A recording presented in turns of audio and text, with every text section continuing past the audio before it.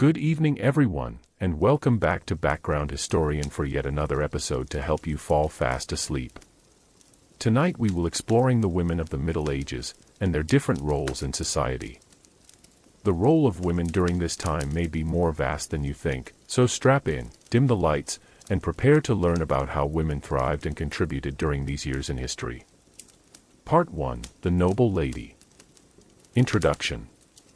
When we imagine the Middle Ages, it is easy to picture castles rising above the countryside, banners fluttering from stone towers, and knights in armor swearing oaths of loyalty to their lords. Yet behind these walls, often in dimly lit halls warmed by massive hearths, lived women of noble birth. Their lives were neither entirely luxurious nor completely constrained, but woven from a complex fabric of privilege, duty, danger, and expectation. The noble lady was at once wife, mother, manager, diplomat, and sometimes even warrior by proxy. This chapter explores the daily life, responsibilities, privileges, and struggles of a noble woman in medieval Europe. Alongside the historical facts, we will follow the fictional yet representative story of Lady Eleanor of Montclair, a 13th-century noblewoman whose life embodies the experiences of many women of her class. Noble birth and childhood. To be born into the nobility meant being born into expectation.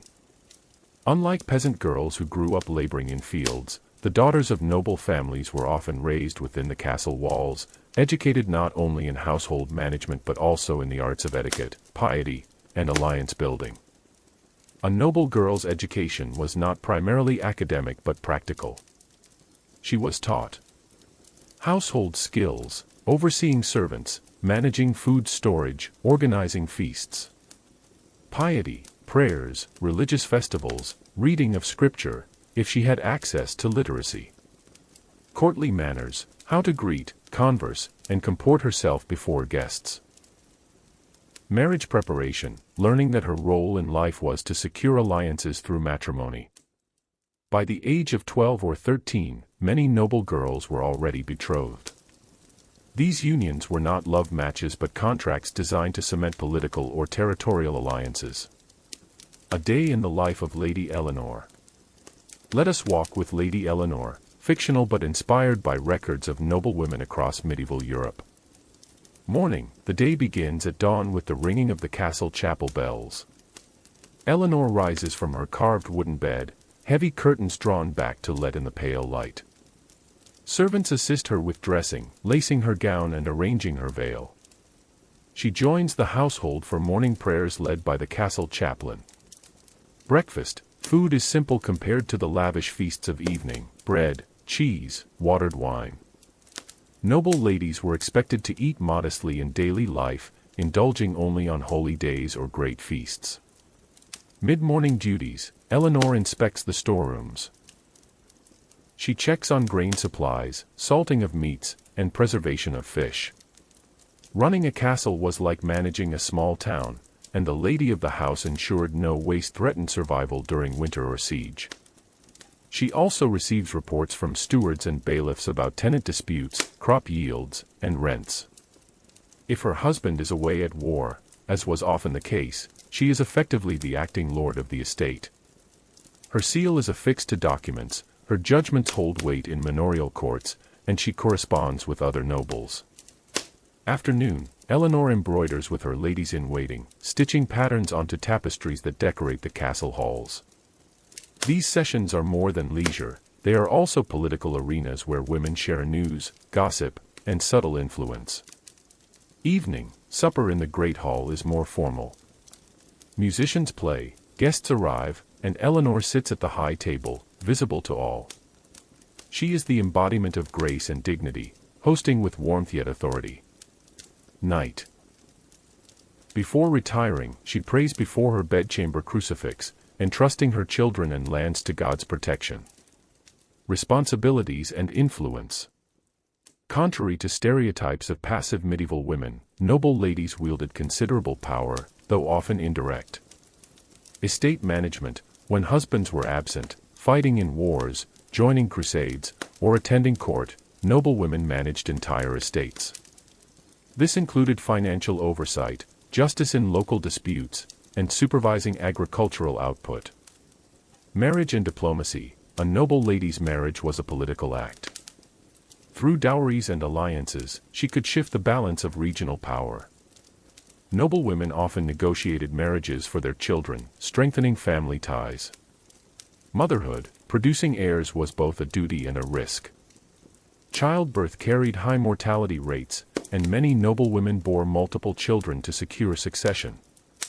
Beyond this, noble women supervised the religious and moral education of their offspring. Patronage. Noble women often sponsored churches, monasteries, or illuminated manuscripts, leaving behind legacies of cultural patronage. Defense. In times of war, noble ladies sometimes commanded the defense of castles. Chroniclers recorded women like Nicola de la Haye, who defended Lincoln Castle in 1217, proving that noble women could act decisively under siege. Constraints and challenges. Despite these responsibilities, noble women faced significant constraints. Limited legal rights, property and titles generally passed through men. Women's rights to inheritance varied by region but were often restricted. Marriage contracts. Women rarely chose their husbands, they were pawns in dynastic games. Vulnerability in warfare. Castles were both fortresses and targets. Women faced the dangers of siege, capture, and ransom. Health risks. Childbirth, limited medical knowledge, and poor sanitation made life precarious even for the wealthy. Fictional vignette. Eleanor in crisis. One winter evening, word arrives that bandits have raided villages under Montclair's protection. Her husband, Lord Richard, is away at King John's court. The peasants demand protection and justice. Eleanor convenes the household council. She orders patrols doubled, provides grain from the castle stores to the suffering villagers, and writes letters sealed with her crest to neighboring lords requesting assistance. The castle steward reminds her that feeding peasants will deplete winter stores, but Eleanor insists, what is a lady without her people? To keep their loyalty, we must keep them alive. In this moment, Eleanor demonstrates the balancing act of compassion and authority that defined many noble women's leadership. She does not swing a sword herself, yet her decisions determine the stability of her husband's lands. Historical examples. Eleanor of Aquitaine, 1122–1204, remains the most famous noblewoman of the Middle Ages. She was queen of both France and England, a political mastermind who influenced two kingdoms and participated in the Second Crusade. Other examples include Isabella of France, who played a key role in the downfall of her husband, Edward II of England. Matilda of Tuscany, who commanded armies and negotiated with popes. Countless unnamed noble ladies who, though absent from chronicles, managed estates, negotiated alliances, and upheld dynasties. Conclusion. The noble lady of the Middle Ages was far more than a silent figure in silks. She was the guardian of her husband's lands, the protector of her people, the mother of heirs, and often the quiet but steady political force behind the throne. Her life was constrained by patriarchal systems yet filled with opportunities for influence and power, especially when circumstances thrust her into leadership. Through Eleanor of Montclair's imagined day and the real histories of Eleanor of Aquitaine and others, we glimpse a world where noble women stood at the crossroads of duty, danger, and dignity. Part 2: The Queen. Introduction. Among the women of the Middle Ages, none bore more symbolic weight than the Queen. She was the consort of the king, the mother of heirs, and the visible embodiment of royal dignity. Queens did not wield swords in the tournament lists, nor did they always command armies from horseback, but their influence was immense. They were marriage alliances embodied in flesh, bridges between rival dynasties, and keepers of continuity in times of political turbulence. This part examines the role, responsibilities, struggles, and influence of queens during the medieval period, blending historical realities with the fictional story of Queen Adeliza of Avalon, a constructed figure whose life illustrates the triumphs and tragedies of medieval queenship. The path to queenship. Unlike noble ladies who might manage a single estate, a queen was the guardian of a kingdom's image. Her journey typically began with a politically arranged marriage, a union not only between man and woman but between nations. Marriage contracts were treaties. A French princess marrying into England brought peace, or at least a truce, between two warring nations. A Spanish infanta might bring with her a dowry of silver mines, ships, or contested territories. Queens were often married as teenagers. They entered foreign courts, where their first duty was to bear heirs, ensuring dynastic continuity. But beyond this, queens also represented a delicate balance of piety, fertility, and diplomacy. Daily life of a queen.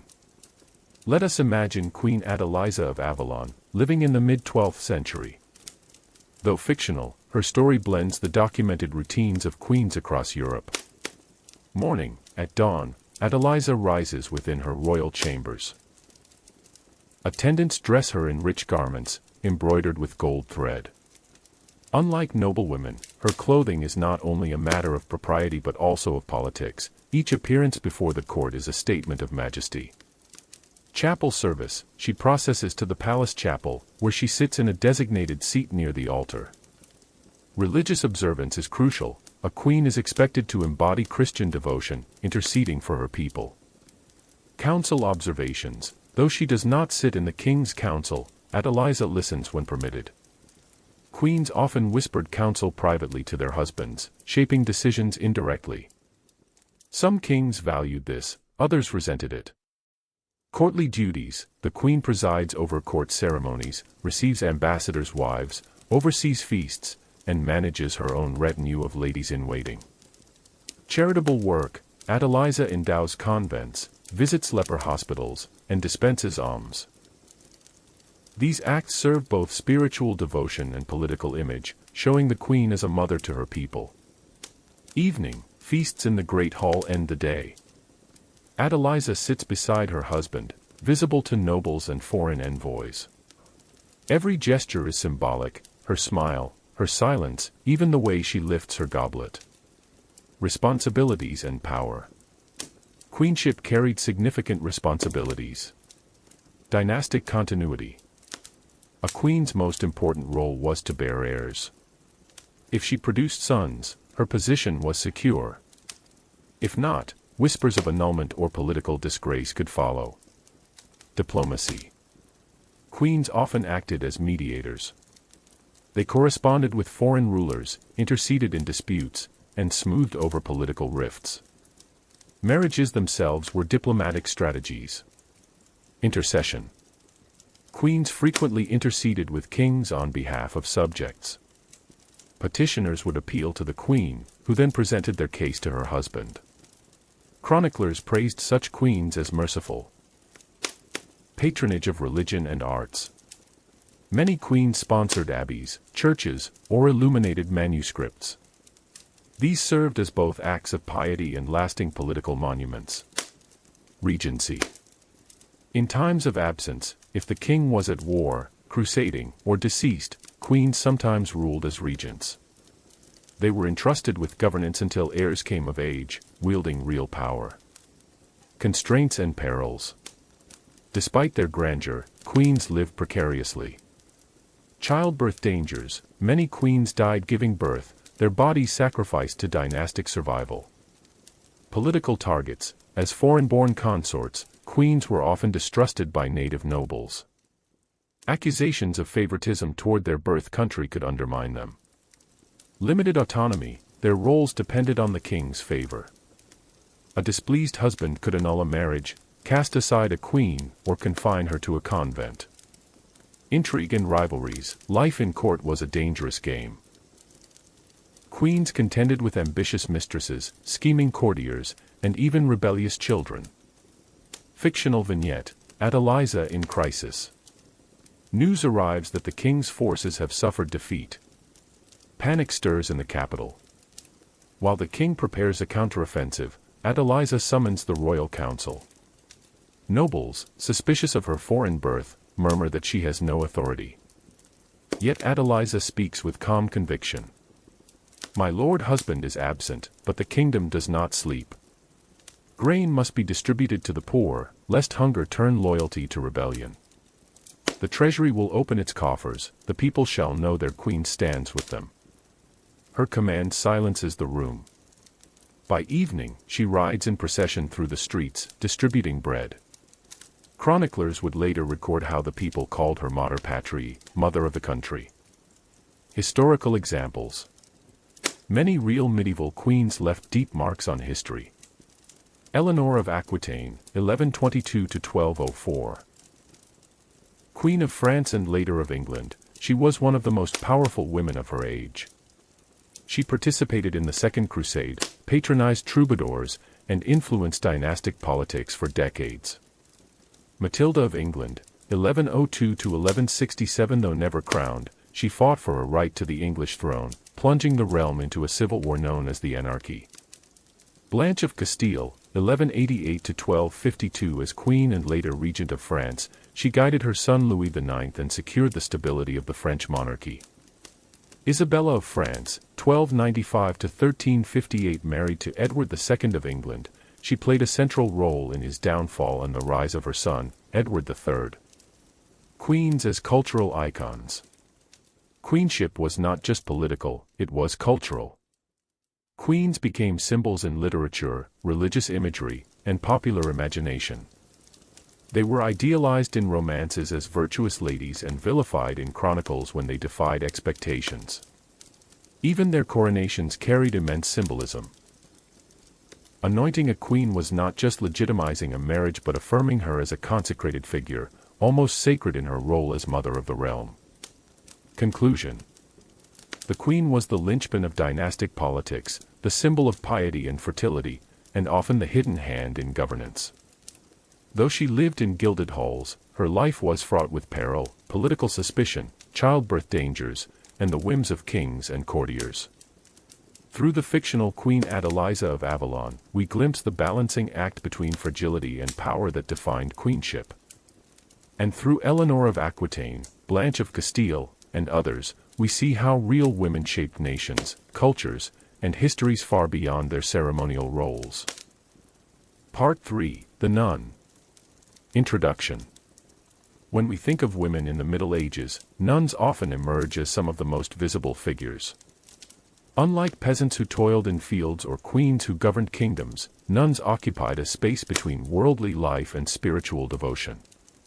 They withdrew from the bustle of villages and courts into cloisters, yet their influence stretched far beyond convent walls. Nuns educated young girls, copied manuscripts, healed the sick, and prayed tirelessly for the souls of others. The medieval nun was not simply a passive figure cloistered away, she could be an intellectual, a writer, a healer, and sometimes even a political player. This chapter blends historical truth with the fictional story of Sister Beatrice of Lindenfeld, whose life offers a window into the rhythms, hardships, and spiritual intensity of medieval convents. The path to the cloister. Women entered convents for many reasons. Family arrangements. Younger daughters of noble families were often placed in convents, where they would not need dowries as large as those required for marriage. Personal choice. Some women felt a genuine spiritual calling to withdraw from worldly life and devote themselves to God. Widowhood or escape. Widows, or women seeking refuge from abusive marriages or political turmoil, sometimes sought safety in convents. Education. For aristocratic daughters, convent schools offered one of the few avenues for literacy. Some of these girls remained as nuns afterward. In the case of our fictional figure, Sister Beatrice was the second daughter of a minor nobleman. Her elder sister was married to secure alliances, but Beatrice, showing intelligence and piety, was sent to the Benedictine Abbey of Lindenfeld at age 14. Daily life in the convent. Convent life followed a rigid schedule, dictated by the rule of Saint Benedict or similar monastic codes. Midnight to dawn, vigils and lauds. Sister Beatrice rises in darkness, the abbey's bells tolling. She walks silently with the other sisters to the chapel, chanting psalms and hymns under flickering candlelight. This vigil marks the start of a nun's day. Sleep is secondary to prayer. Morning, study and labor. After brief rest, she joins the community for prime prayers, then breakfast of bread and watered ale. the day divides between scriptorium work, copying manuscripts, often religious texts but occasionally medical treatises or classical works. Teaching, if the abbey hosted girls' schools, nuns taught them Latin, music, and needlework. Manual labor, tending gardens, brewing beer, weaving cloth. Convents were self-sufficient economies. Midday, mass and silence. The nuns gather for High Massachusetts afterward. They eat a simple meal, beans, bread, and occasionally fish. Conversation is minimal, silence is a central discipline. Afternoon, service. Beatrice may spend the afternoon in the infirmary, tending to the sick with herbal remedies. Nuns often served as local healers, blending folk medicine with religious rituals. Evening, vespers and reflection. As the sun sets, the sisters chant vespers. Beatrice spends time in private meditation, reflecting on her vows of chastity, obedience, and poverty. Night, compline and rest. The day ends with compline, the final prayers, before retreating to dormitories. Beds are plain wooden boards with straw mattresses. Warmth comes from woolen cloaks, not luxury. Roles and responsibilities. Nuns were more than passive prayers. Their roles were surprisingly varied. Educators, convents often functioned as schools for noble daughters. Healers, many convents ran infirmaries where sisters practiced herbal medicine. Writers and thinkers, some nuns produced profound theological works. The most famous was Hildegard of Bingen, 1098 to 1179, abbess, composer, visionary, and scientist. Community leaders, abbesses wielded significant power, overseeing property, finances, and sometimes even political negotiations with kings or bishops. Spiritual intercessors, communities believed nuns' prayers protected entire regions. Monasteries were seen as spiritual fortresses. Challenges of convent life. Despite their sanctuary, convents were not without difficulty. Enclosure, strict rules forbade leaving the convent. For some, this became a spiritual prison. Harsh discipline, disobedience could lead to punishment, fasting, whipping, or penance. Political vulnerability, convents relied on noble patronage. During wars, abbeys were raided, burned, or forced into supporting one faction. Suspicion of women's learning, a nun like Hildegard could write, but she had to carefully frame her authority as divinely inspired, not self-asserted. Fictional vignette, Beatrice's vision. One winter's night, Sister Beatrice collapsed after days of fasting.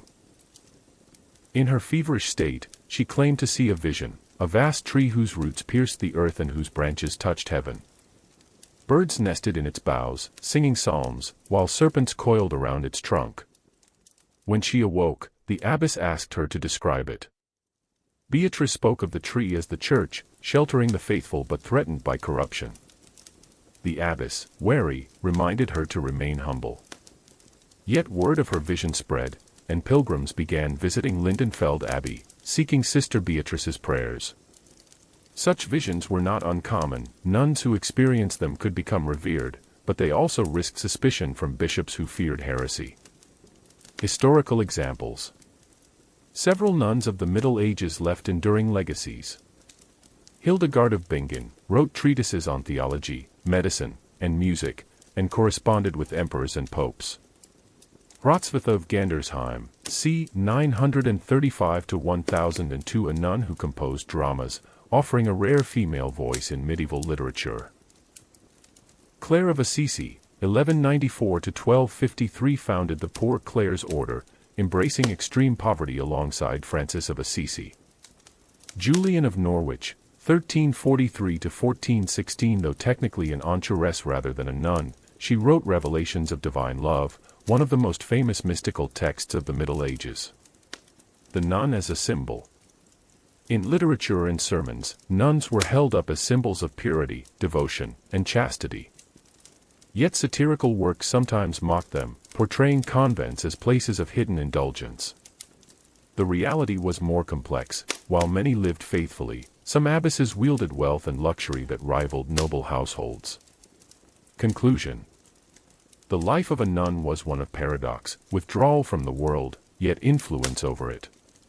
Cloistered within stone walls, nuns shaped culture, preserved knowledge, healed the sick, and prayed for entire kingdoms. Through fictional Sister Beatrice's visions, and historical figures like Hildegard and Clare, we see how convents offered women rare spaces for education, authority, and spiritual creativity. Though queens sat on thrones and peasants bent over plows, nuns carried the weight of eternity in their prayers, making them among the most fascinating figures of the Middle Ages. Part 4: The Noblewoman, Lady of the Manor. Introduction. The medieval noblewoman stood at the crossroads of privilege and responsibility. Unlike peasant women, her days were not filled with backbreaking fieldwork, yet neither was her life one of idle leisure.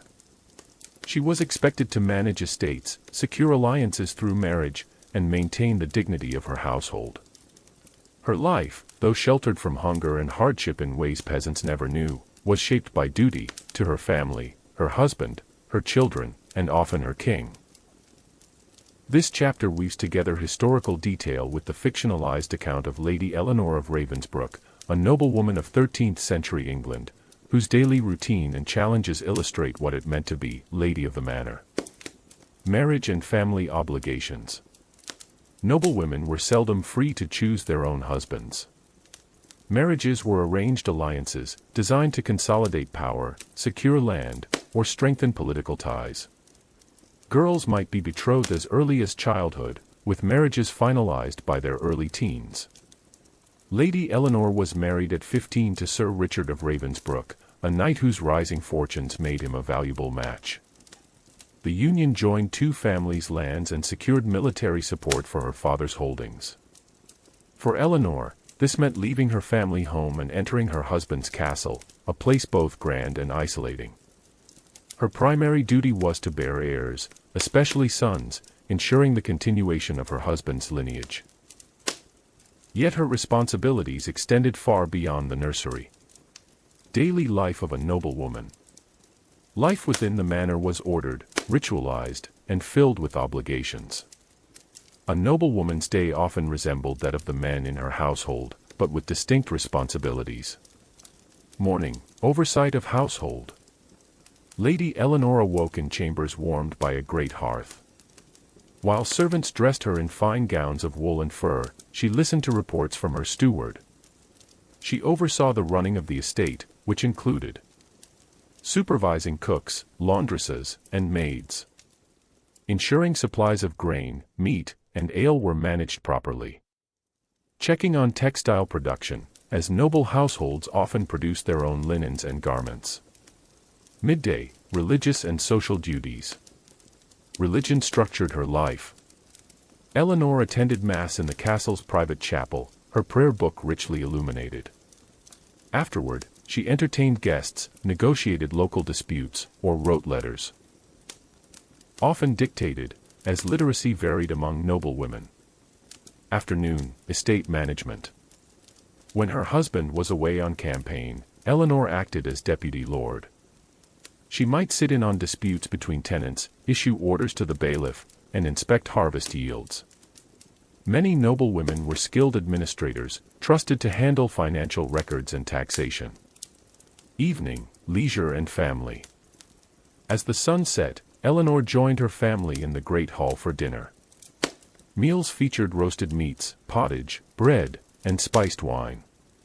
Entertainment followed, minstrels sang ballads, and jongleur performed acrobatics.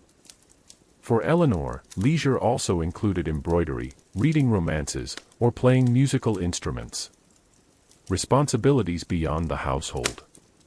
The noblewoman's role stretched well beyond domestic affairs.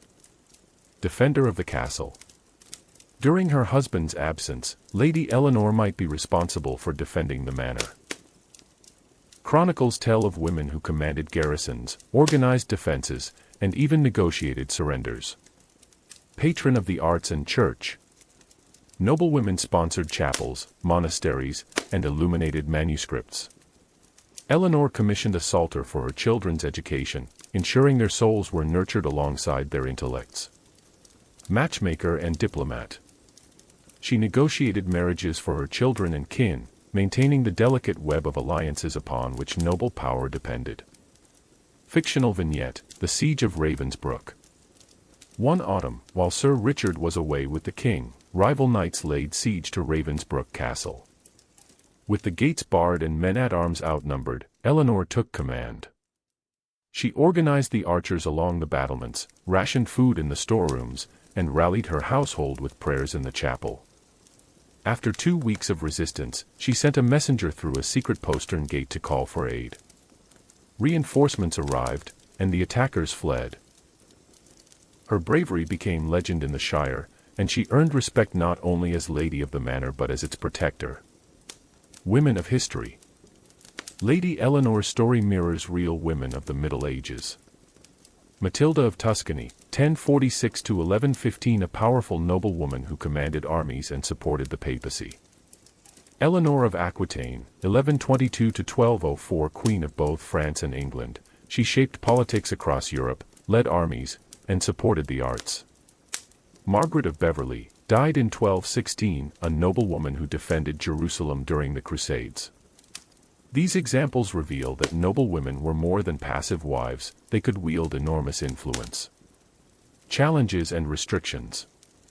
Despite her authority, Lady Eleanor's freedoms were limited. Patriarchal law: she remained legally subordinate to her husband. Property rights were restricted, though widows sometimes managed estates independently. Childbearing risks: frequent pregnancies endangered her health. Many noblewomen died in childbirth. Social expectations.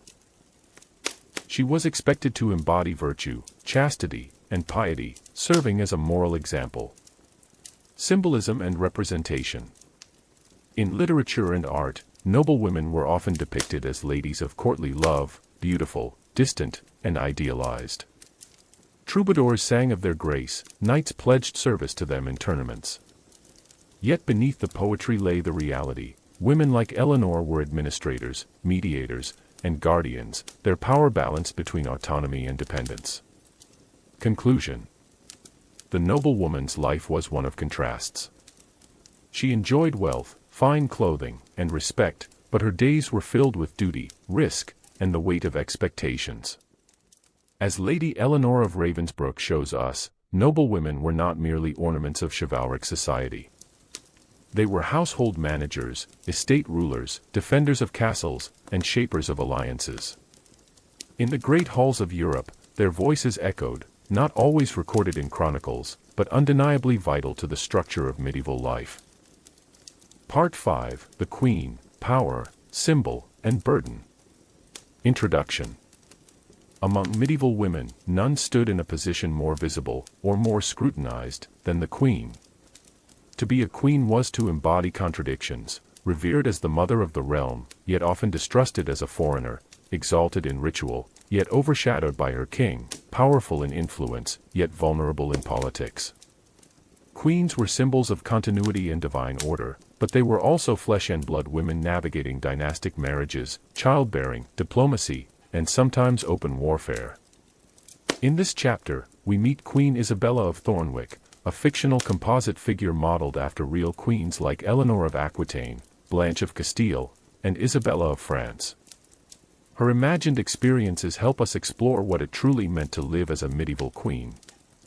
The making of a queen. Queens were rarely born into the role, they were created by dynastic necessity. Most were married across borders to cement alliances. A princess of France might be sent to England, a Spanish infanta could find herself in Portugal. So it was with Isabella. At 14, she left her homeland to marry King Edmund of Thornwick, sealing a treaty between two kingdoms weary of border wars. Her trousseau included silks, books of hours, and a retinue of ladies-in-waiting, but she carried little personal freedom. Her body, her heirs, and her allegiance now belonged to her husband's realm. Duties of a queen. The role of the queen was multifaceted, combining ceremonial grandeur with intimate domesticity. Dynastic motherhood. The queen's first duty was to produce heirs. Isabella's early years were marked by a series of pregnancies, some ending in tragedy. Each healthy birth was not just personal joy, but a political triumph, ensuring the stability of the realm. Intercessor and peacemaker. Queens were often cast as mediators. Petitioners sought their mercy, believing women were more compassionate. Isabella frequently intervened in disputes, softening her husband's judgments or pleading clemency for condemned men. Household manager. Though queens had stewards, they were ultimately responsible for the royal household, hundreds of servants, clerks, guards, and chaplains. Their court became a model of refinement and ceremony. Political partner. When kings traveled or went to war, queens ruled as regents. They presided over councils, issued charters, and oversaw taxation. Some, like Blanche of Castile, wielded real power, shaping policy in their sons' names. Daily life of a queen. Though surrounded by luxury, the queen's life was anything but idle. Morning, Isabella rose at dawn. Her ladies assisted her with the elaborate ritual of dressing, a performance of rank in itself. Then came Mass in the royal chapel, followed by audiences with courtiers or ambassadors. Midday. The queen received reports from her treasurer, reviewed petitions, and dined with her ladies on meats, fish, fruits, and spiced wine. Afternoon, if the king was away, she held council meetings. If present, she accompanied him in courtly display, riding beside him during hunts or feasts. She might also devote time to embroidery, patronage of artists, or reading romances and devotional texts. Evening, banquets filled the great hall. Isabella, seated beside her husband, was the embodiment of grace and majesty, a living symbol of prosperity and order. Behind the glitter, however, lingered anxieties over loyalty, plots, and the ever-present risk of childbirth. Fictional vignette: The Coronation of Isabella. The memory of her coronation never left Isabella.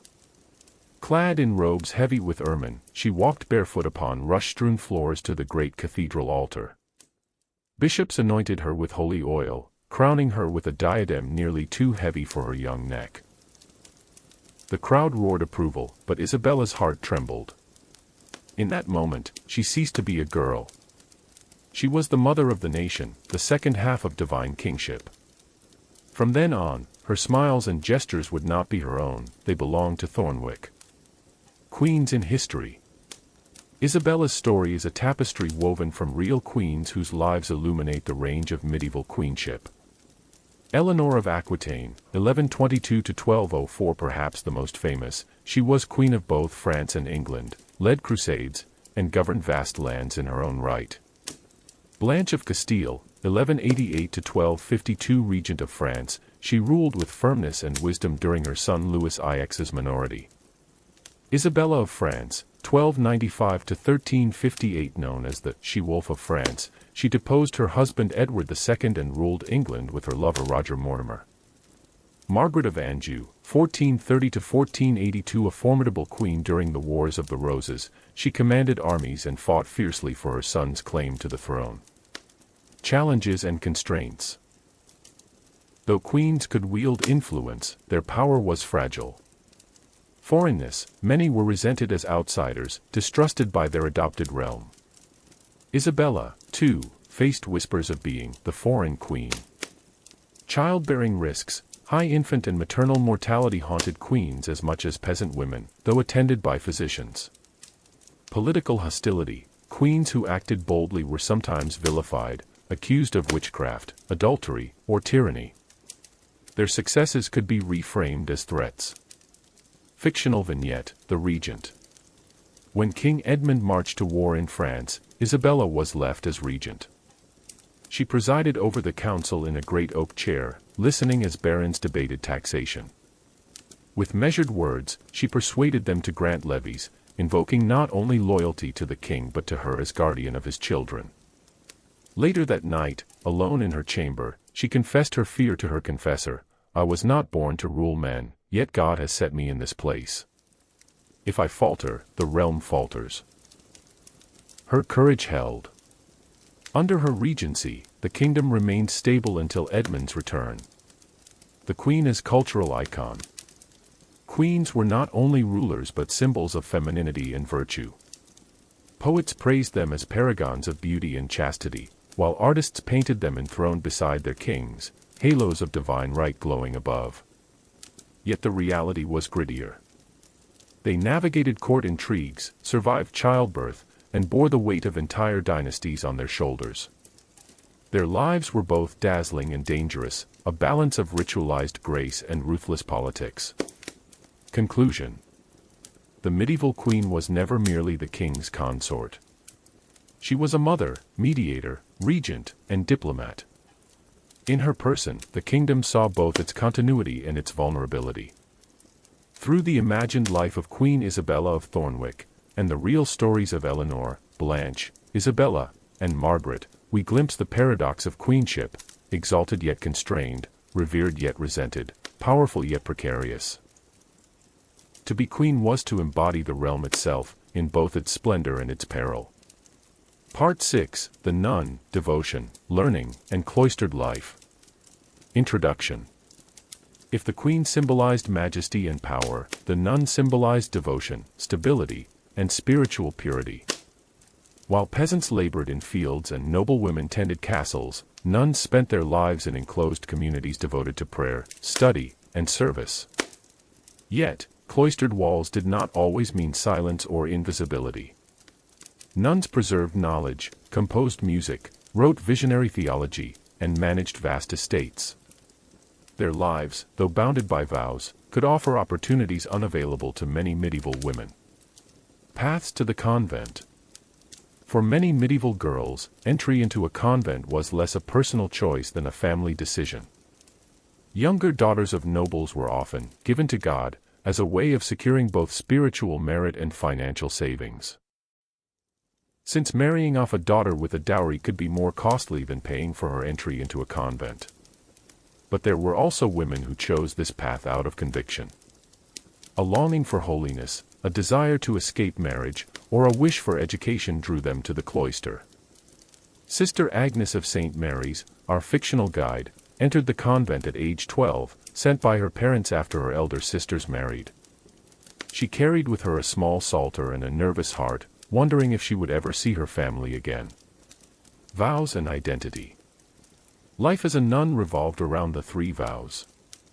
Chastity, renouncing marriage and children for spiritual motherhood. Poverty, giving up personal wealth, though convents often held communal riches. Obedience, submitting to the abbess and to the rule, whether Benedictine, Cistercian, or otherwise. These vows defined Agnes's new identity. Her hair was cut as she donned the black veil, a symbolic death to her old life. From that day forward, she belonged to God and to her sisters. The daily rhythm. The convent day followed a rigid schedule, shaped by the liturgy of the hours. Matins, midnight rising in darkness to chant psalms by candlelight. Lauds, dawn greeting the sun with prayer and song. Prime, terce, sext, none, throughout the day short services dividing the hours. Vespers, evening hymns of thanksgiving. Compline, night the final prayers before bed. Between services, nuns studied, worked, and engaged in acts of charity. Agnes copied manuscripts, her quill scratching across parchment. Others tended herb gardens, wove vestments, or brewed ale. Learning and literacy. Convents were among the few places medieval women could access formal education. Nuns read Latin, composed sermons, and wrote treatises. Some, like Hildegard of Bingen, became towering intellectuals, producing works of theology, natural science, and music. Agnes, too, discovered the joy of study. She learned to illuminate manuscripts with gold leaf, turning sacred words into art. Her abbess encouraged reading not only devotional texts but also histories and medical treatises, training nuns as healers for their community. Fictional vignette, Agnes in the scriptorium. On a winter morning, Agnes sat hunched in the scriptorium, ink-stained fingers trembling in the cold. Before her lay a half-finished gospel, its margins alive with vines and tiny birds. She whispered each Latin word as she copied, feeling that she was not merely transcribing, but joining the eternal word itself. When she finished a page, she carefully sprinkled sand to dry the ink. It struck her, though she lived behind stone walls, her work would outlive her, carrying truth into generations she would never see. Convent as community. The convent was not just a spiritual house but a social world. Women of diverse backgrounds, nobles, merchants' daughters, sometimes even former peasants, lived together under one roof. Conflicts inevitably arose. Strict abbesses could make life stifling, while too lenient ones led to disorder. Rivalry simmered between younger nuns and elders. Yet bonds of sisterhood were strong. They shared labor, prayer, and mutual care, forging relationships of spiritual intimacy. Political and economic power. Many convents wielded significant power. Large abbeys owned lands, collected rents, and held influence with kings and bishops. An abbess could be as politically powerful as a baron. Agnes's convent managed surrounding farmland. Peasants worked their fields, providing grain and rent. The abbess corresponded with nobles, negotiated with merchants, and even settled disputes. Far from powerless, convent women could be shrewd administrators. The mystical dimension. For some nuns, spiritual life blossomed into mysticism. They experienced visions of Christ, angels, or the Virgin Mary. Their writings became influential across Christendom. Agnes, though never famed like Hildegard, once dreamed of a great ladder rising to the heavens, upon which cloaked women ascended, singing. She told her confessor, who urged her to write it down. Though simple, her vision brought comfort to her sisters, reminding them of their heavenly calling. Fictional vignette, the hospital wing. St. Mary's Convent also ran a small infirmary. Agnes spent months assisting the sick, grinding herbs into poultices. She learned the use of willow bark for fevers, mint for stomach ailments, and lavender for sleep. One day, a young peasant woman was carried in, exhausted from childbirth. Agnes sat by her side through the night, murmuring prayers and changing bandages.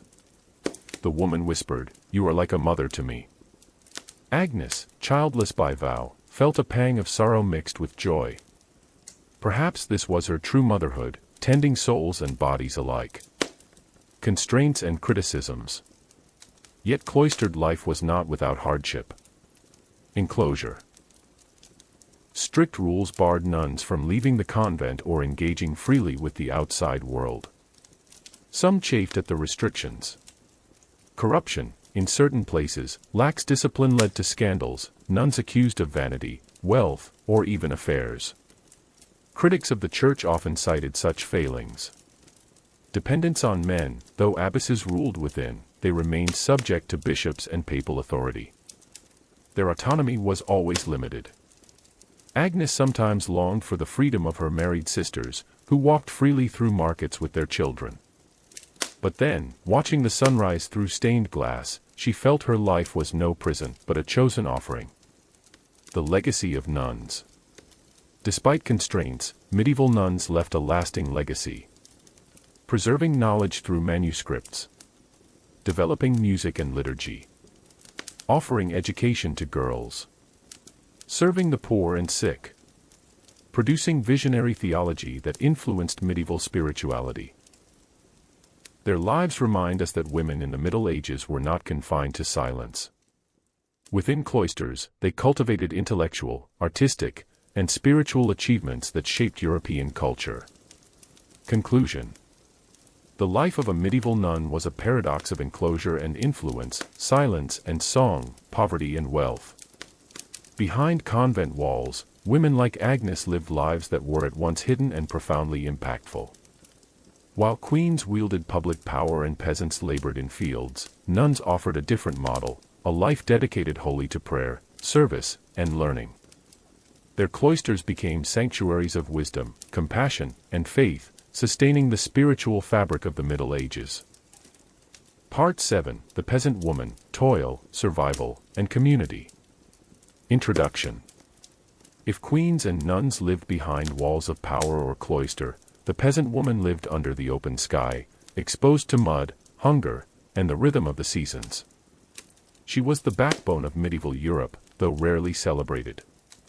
Her days were long, her burdens heavy, and her choices few. Yet she was also a figure of resilience, passing on traditions, raising children, and sustaining village life. In this chapter, we enter the shoes of Ellen, a fictional peasant woman living in 13th century England. Through her story, we glimpse the broader reality of millions of medieval women whose lives unfolded far from castles and cloisters. The world of the village.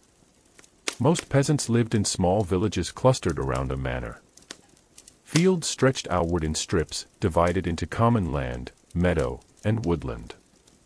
Lords owned the land, but peasants worked it, paying rent through labor or produce. The peasant woman's hut was simple. One room with a thatched roof, dirt floor, and a central fire. Smoke drifted upward through a hole in the roof, often filling the room with haze. Beds were straw-filled sacks shared by parents and children. For Ellen, home was not comfort but necessity, a shelter from rain and a place to store what little grain she managed to keep after taxes and tithes. Daily labor. Ellen's life revolved around work. Unlike noblewomen who managed estates, she labored directly with her hands. Field work. In spring, she planted oats, barley, or rye. In summer, she weeded and harvested. During harvest, entire families worked from dawn until nightfall, sickles flashing in unison. Animal care. She tended pigs, chickens, and sometimes a cow. These were crucial sources of food and income. Home production, spinning wool, weaving cloth, baking bread, brewing ale, all fell to her. The medieval proverb said, "A woman's work is never done." For Ellen, it was painfully true. The burden of childbearing. Peasant women bore many children, though few survived infancy. Midwives assisted births, but risks of fever, hemorrhage, or stillbirth loomed large. Ellen had given birth 5 times, 2 of her children lived, the others buried in shallow graves behind the church. Each pregnancy meant laboring in the fields until days before delivery, then returning to work within weeks. Motherhood, for her, was not idyllic but entwined with grief, resilience, and relentless responsibility. Fictional vignette. Harvest season. It was late August, and the sun beat mercilessly on Ellen's shoulders as she swung her sickle. Her husband, Thomas, worked nearby, while their eldest child gathered sheaves into bundles. Sweat trickled into her eyes, stinging, but she dared not slow. The Lord's men counted every bushel. As she stooped to bind the grain, her youngest cried from the edge of the field, hungry and restless. Ellen pressed the sickle into the earth, lifted the child onto her hip, and returned to work. One arm cutting, the other cradling. Such was harvest, family labor bound together by survival. Hunger and scarcity. The greatest enemy of the peasant woman was hunger. A poor harvest meant lean winters, when porridge stretched thin and bread was mixed with acorns or peas. During the Great Famine of 1315 to 1317, women like Ellen faced desperation. Chroniclers tell of mothers eating roots, herbs, even bark to feed their children. Some resorted to begging or theft, punishable by harsh penalties. To survive, women became resourceful, drying herbs, fermenting cabbage into sauerkraut, storing cheese and salted meat when possible. But famine always lingered as a shadow over their lives. Faith and ritual. Religion offered comfort and order. Peasant women attended church faithfully, baptizing children, confessing sins, and praying to saints for protection. The Virgin Mary, seen as both mother and intercessor, held particular significance for them. Feasts and holy days punctuated the grinding year, bringing brief relief. On festival days, Ellen joined dances in the village square, her laughter mixing with music. For a moment, she was not just a laborer, but a soul celebrating life. Marriage and roles. Peasant marriages were practical unions, arranged for survival rather than romance. A woman's dowry might be a cow, a small piece of land, or tools. Once married, she became her husband's legal subordinate, though in practice they labored side by side. Ellen and Thomas shared the yoke of hardship. While the law granted him authority, survival often required partnership. In times of his illness or absence, she bore the responsibility of keeping the household running. Community bonds. Peasant women were not isolated. Villages formed tight-knit communities where women supported one another. Midwives guided births. Neighbors shared food in times of need. Gossip served as both social glue and discipline. Ellen knew every woman in her village, their joys and their sorrows. Together they endured harvests, famines, and festivals, weaving bonds of solidarity stronger than stone walls. Fictional vignette: The Winter Fire. One bitter winter, food stores dwindled. Ellen's family huddled by the fire, the wind howling through cracks in the hut. The children whimpered with hunger. That night, a knock came at the door. It was Margaret, a neighbor, carrying a small loaf of bread wrapped in cloth. "We had a little extra," she said softly. Ellen accepted it with tears. In that simple gift, she felt the true strength of the village, shared survival. Hardships and injustice. The peasant woman's burdens went beyond hunger. Manorial obligations: she owed labor to the Lord, from harvesting his fields to spinning cloth for his household. Legal vulnerability: she had little recourse against abuse, whether from husband, lord, or priest. Limited freedom: her life was bound to the land. Few ever traveled beyond a few miles from their village. Ellen sometimes wondered what life was like in distant towns or castles, but dreams gave way to the press of daily necessity. Folk wisdom and healing. Without access to formal medicine, peasant women relied on folk remedies. They gathered herbs, brewed teas, and recited charms. Though often dismissed as old wives' tales, such knowledge was crucial.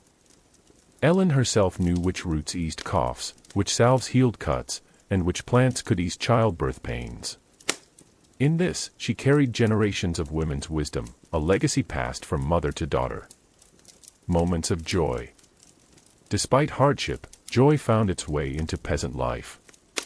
The laughter of children chasing geese. Warm bread fresh from the oven. Summer evenings of song and ale. Weddings and May Day dances, filled with color and festivity. For Ellen, joy was fleeting but precious, a reminder that life, though cruel, could also be sweet. Legacy of the peasant woman. The lives of queens and nuns were preserved in chronicles, but the story of the peasant woman lies in the soil, in bones unearthed from village graves, in songs passed down, in the genetic lineage that carried through centuries. Without her toil, fields would have lain barren, villages collapsed, and kingdoms starved. She was the unsung foundation of medieval Europe. Conclusion. The peasant woman of the Middle Ages lived a life of toil, marked by hunger, childbirth, and endless labor. Yet within her world existed resilience, community, and fleeting joy. She endured because she had no choice, but also because she found meaning in survival itself. Ellen's story, though fictional, reflects the lived experience of countless women whose sweat fed nations. Their names forgotten, their lives unrecorded, yet their contribution remains immeasurable. Part 8: The Merchant's Wife, Trade, Wealth, and Urban Life. Introduction. If the peasant woman's world was bound to the soil, and the noble woman's to her manor, the merchant's wife lived amid the clamor of markets, guild halls, and ports. The rise of towns across medieval Europe created new opportunities and new roles for women. Some lived as partners in trade, others as keepers of shops, and some even wielded considerable wealth. Yet their lives were also constrained by laws, guild restrictions, and social expectations. Through the fictional life of Marjorie, the wife of a cloth merchant in 14th-century Bruges, we can explore both the freedoms and limitations faced by these women of the medieval middle class. Town life in the Middle Ages. By the 12th century, towns flourished along trade routes and rivers.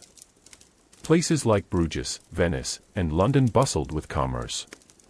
Streets smelled of spice and leather, and foreign languages mixed in the air. For women, towns offered more visibility and sometimes more independence than rural villages. Merchant families lived above or behind their shops, their homes doubling as places of business.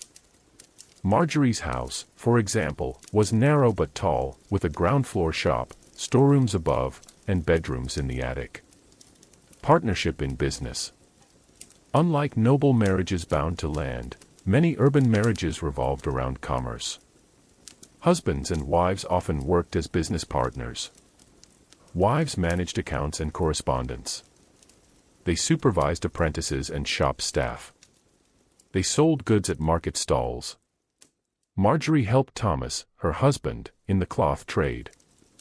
She recorded sales, haggled with customers, and inspected bolts of wool. If Thomas traveled to fairs or distant ports, she might run the shop alone. In some towns, widows could inherit and continue their husband's trade, a rare avenue of female independence. Guilds and restrictions. Guilds regulated trade, setting standards for quality and price. They were male-dominated, but women participated in indirect ways. Some guilds allowed widows to keep shops, provided they did not remarry. Daughters of guild masters sometimes worked in family businesses. Women rarely held full membership, but their labor was vital. Marjorie's skills in accounting and negotiation were respected, though not officially recognized by the guild. Her name did not appear in records, but her work ensured her family's prosperity. Fictional vignette, A Day in the Shop. The morning bells rang, and Marjorie lifted the wooden shutters of the shop. Bolts of dyed wool lined the walls, their colors deep reds, blues, and greens. Customers arrived early, local weavers, tailors, and travelers from distant towns. "Good cloth for a fair price," she said, holding up a bolt of Flemish wool. Her eyes caught a customer trying to slip coins short of the price. With a firm tone, she corrected him, and he reluctantly paid in full. By noon, the shop buzzed with trade. Marjorie tallied accounts in a wax tablet, her mind sharp as any scribe's. Though society labeled her simply as a wife, in truth she was a merchant in all but name. Domestic duties. Even as she engaged in commerce, Marjorie bore the expected duties of household management. Overseeing servants or apprentices. Cooking and brewing ale. Spinning and sewing garments. Teaching daughters the same skills. Balancing business and home required constant energy. A merchant's wife was both trader and homemaker, bound to two worlds at once. Wealth and display. Merchants grew wealthy, and wives reflected this prosperity. Unlike peasants, they could wear fine wool, imported silks, or jewelry. Yet laws, sumptuary laws, often restricted women from dressing above their station. Marjorie enjoyed a measure of comfort. Feather bedding, painted chests, pewter plates. On feast days, she wore a gown dyed in costly scarlet. But with wealth came scrutiny. Neighbors whispered if a woman flaunted her riches. Religion and charity. Merchant families gave generously to churches, both for salvation and prestige. Wives often took the lead in charitable works, feeding the poor, funding candles, or joining confraternities. Marjorie regularly attended Mass, her rosary beads polished smooth from prayer. In a world where commerce sometimes drew suspicion, piety was a way to balance ambition with humility. Fictional vignette, The Fair at Champagne. One summer, Thomas traveled to the Champagne Fair, leaving Marjorie in charge. For weeks, she managed not only the shop but also negotiations with suppliers. When a dispute arose over the quality of wool, she argued her case before the local market officials. Her voice was calm but firm, her reputation as fair dealer enough to win trust. By the time Thomas returned, she had secured a new contract and doubled their profits. Though no chronicler recorded her triumph, Marjorie knew that without her, their business would have faltered. Risks and hardships. The merchant's wife lived with risks different from the peasant's. Economic ruin, one failed shipment, one debtor defaulting, could destroy the family. Plague and fire, towns were crowded and disease-ridden. Jealousy and slander, Successful women were accused of pride, greed, or even witchcraft. During the Black Death, 1347 to 1351, Marjorie saw neighbors fall in days. Shops closed, streets emptied, and prosperity turned to terror. Women like her held households together amid chaos. Education and literacy. Merchant households valued literacy. While most peasant women remained illiterate, some merchant wives learned to read and write. This allowed them to manage accounts, read letters, and teach children. Marjorie, though not schooled in Latin, could read Middle Dutch prayers and write basic accounts. Literacy gave her a voice, even if confined to parchment hidden in account books. Children and inheritance. For merchant families, children were both heirs and apprentices. Sons trained in trade, daughters learned household management and sometimes business skills. Marriages were arranged to strengthen networks. Marjorie taught her daughters not only to sew but also to tally accounts, believing knowledge was wealth in itself. She knew that one day, as widows, they might have to defend their livelihoods. Community and reputation. In towns, reputation was currency.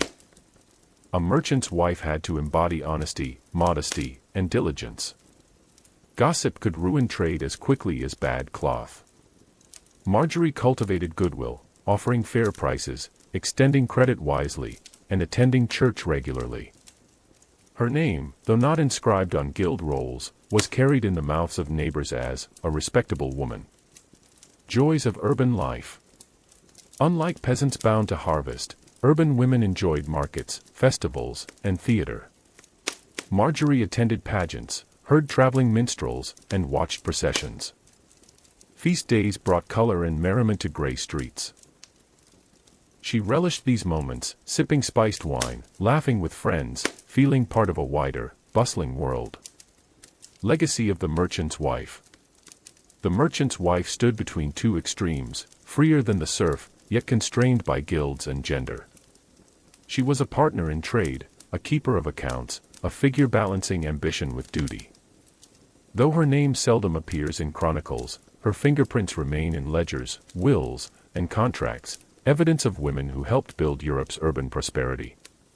Conclusion. The story of Marjorie, fictional though it is, reflects the lives of countless women who lived in Europe's growing towns.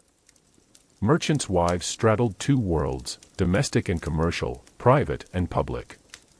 They held the keys to shops, counted the coins, and passed on both wealth and wisdom to their children. They were neither noble nor peasant, but something new, the heartbeat of Europe's urban middle class. Part 9, The Nun, Devotion, Scholarship, and Power in the Cloister. Introduction. In the medieval imagination, the cloister was a place of peace and prayer. For many women, the convent offered refuge from marriage, independence from male authority, and access to education. Yet, it could also be a place of confinement, where daughters of noble families were sent not by choice but by family strategy. The life of a medieval nun varied widely depending on her order, wealth, and station. Some lived in poverty and silence, while others managed estates, copied manuscripts, or even advised kings. Through the fictional story of Sister Agnes, a 12th-century Benedictine nun, we can glimpse both the beauty and the complexity of cloistered life. Entering the convent. Girls entered convents at different ages. Some were placed there as children, oblate to the church, while others joined as adults, either from piety or circumstance. Noble daughters often became nuns to preserve family estates from division. Widows sometimes entered seeking peace after marriage. A few came from genuine spiritual calling, eager for prayer and learning. Sister Agnes, the daughter of a minor nobleman, entered the convent at 14. Her parents arranged it as a way to strengthen ties with the abbey and ensure her dowry would secure a place of influence within the religious community. Daily routine of a nun. Life in the convent was governed by the rule of Saint Benedict or similar monastic codes. The day followed the cycle of the divine office, prayers at set hours. Matins, before dawn. Lauds, at sunrise. Prime, terce, sext, Nun, midday prayers. Vespers, evening. Compline, before bed. Between prayers, nuns worked, copying manuscripts, tending gardens, brewing ale, or teaching. Silence and fasting were common, though rules varied by order. Agnes rose before dawn, her breath visible in the cold stone dormitory. She wrapped her cloak and filed into the chapel, chanting psalms by candlelight. Prayer gave rhythm to her existence, but her mind often wandered toward the scriptorium where she loved to work. Education and scholarship. Convents were among the few places where women could learn to read and write. Some, like those at Whitby or Helfta, became centers of female learning. Nuns copied sacred texts, preserving Latin literature. Some wrote original works of theology, poetry, or visionary accounts. Famous figures like Hildegard of Bingen emerged, writing music, medicine, and mystical treatises. Agnes excelled in the scriptorium. She learned to form elegant letters on vellum, grinding pigments for illumination. Her favorite was deep lapis lazuli, the heavenly blue. While she never expected her work to be signed, she took quiet pride in knowing her hand carried scripture into future generations. Fictional vignette, The Vision. One night after Compline, Agnes lingered in the chapel. As she prayed, the flickering light of the candle seemed to pulse brighter, and she felt a rush of warmth. She later wrote in her private journal of a vision of Christ, robed in light, urging her to sing of creation.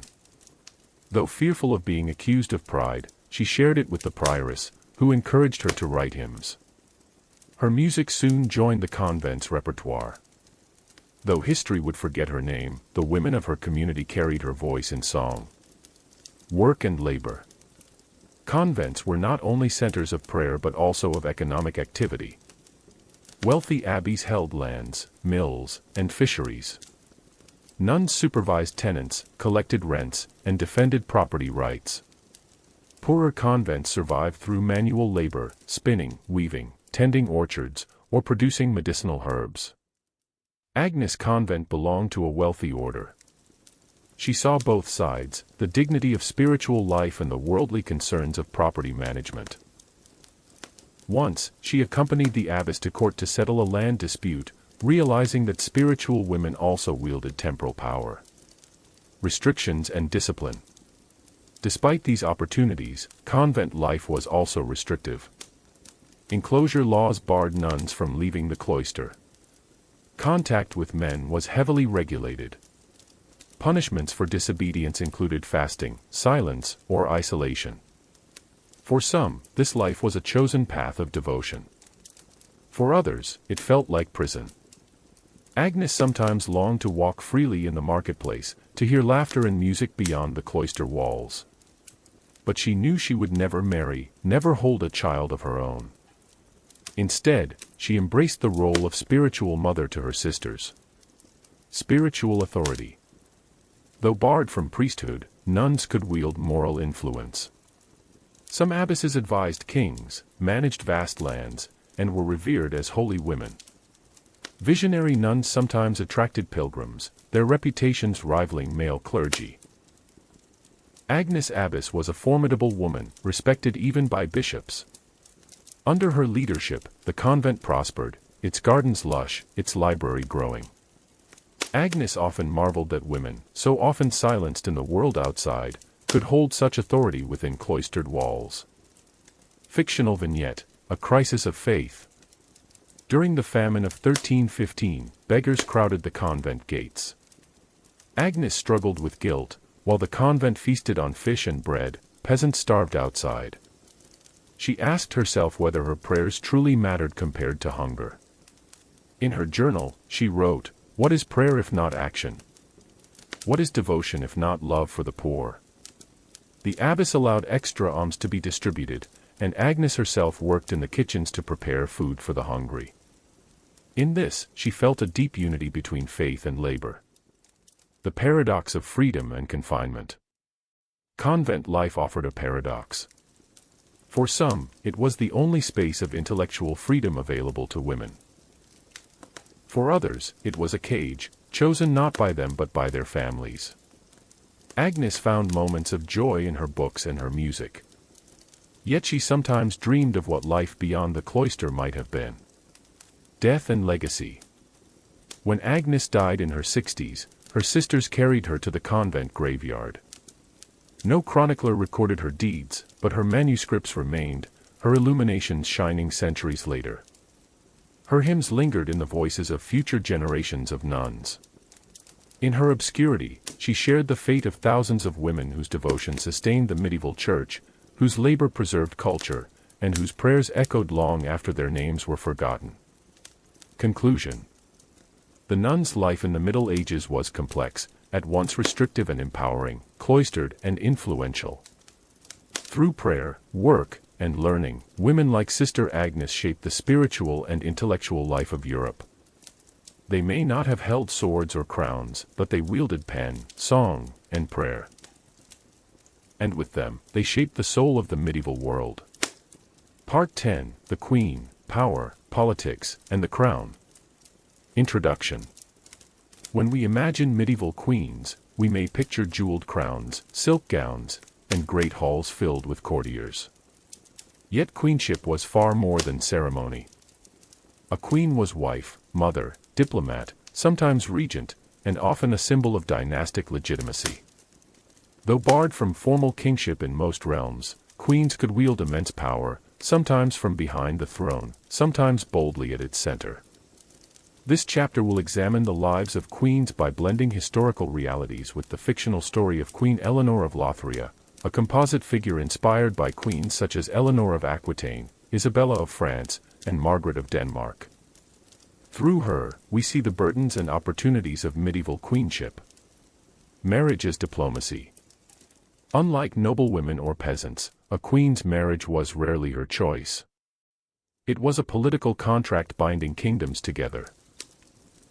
Dowries, territorial claims, and alliances all hinged on her union. Eleanor of Lothria was married at 16 to King Richard II of Arvon. She had never met him before the wedding, her parents arranging the match to secure peace after a border war. The wedding procession dazzled with banners and trumpets, but behind the spectacle Eleanor felt the weight of exile. She left her homeland, family, and language for a foreign court where she must prove loyalty. Duties of a queen. A queen's responsibilities extended beyond producing heirs. She was expected to bear sons to secure the dynasty, manage the royal household, supervising servants and provisioning, serve as intercessor, softening the king's justice with mercy petitions, patronize the church and the arts, enhancing royal prestige, advise her husband, though unofficially, in matters of diplomacy. Eleanor embraced these roles. She presided over feasts, ensured the kitchens ran smoothly, and sponsored the construction of a new chapel. She wrote letters to her father, begging him to maintain peace with Arvon. Fictional vignette: The Royal Nursery. Eleanor's first child, a daughter, died in infancy. The court whispered that she had failed in her duty. Months later she gave birth to a son, Edward, and the mood shifted, bells rang in celebration, gifts flowed, and courtiers bowed deeper before her. Her joy was tempered by the knowledge that Edward belonged not to her but to the realm. Nurses, tutors, and lords surrounded him, and she often felt more guardian than mother. Yet at night, she sang him lullabies in her native tongue, clinging to a shred of private motherhood amid the politics. Power behind the throne. Though women could not rule outright in most kingdoms, many queens shaped politics through influence. Their weapons were counsel, persuasion, and alliances. Eleanor learned quickly that the king's ear was her greatest asset. She softened Richard's temper after rash decisions, whispered caution in matters of war, and encouraged him to negotiate when pride urged violence. At times, she acted as intermediary between warring nobles, her reputation for fairness earning trust. Historical parallels abound.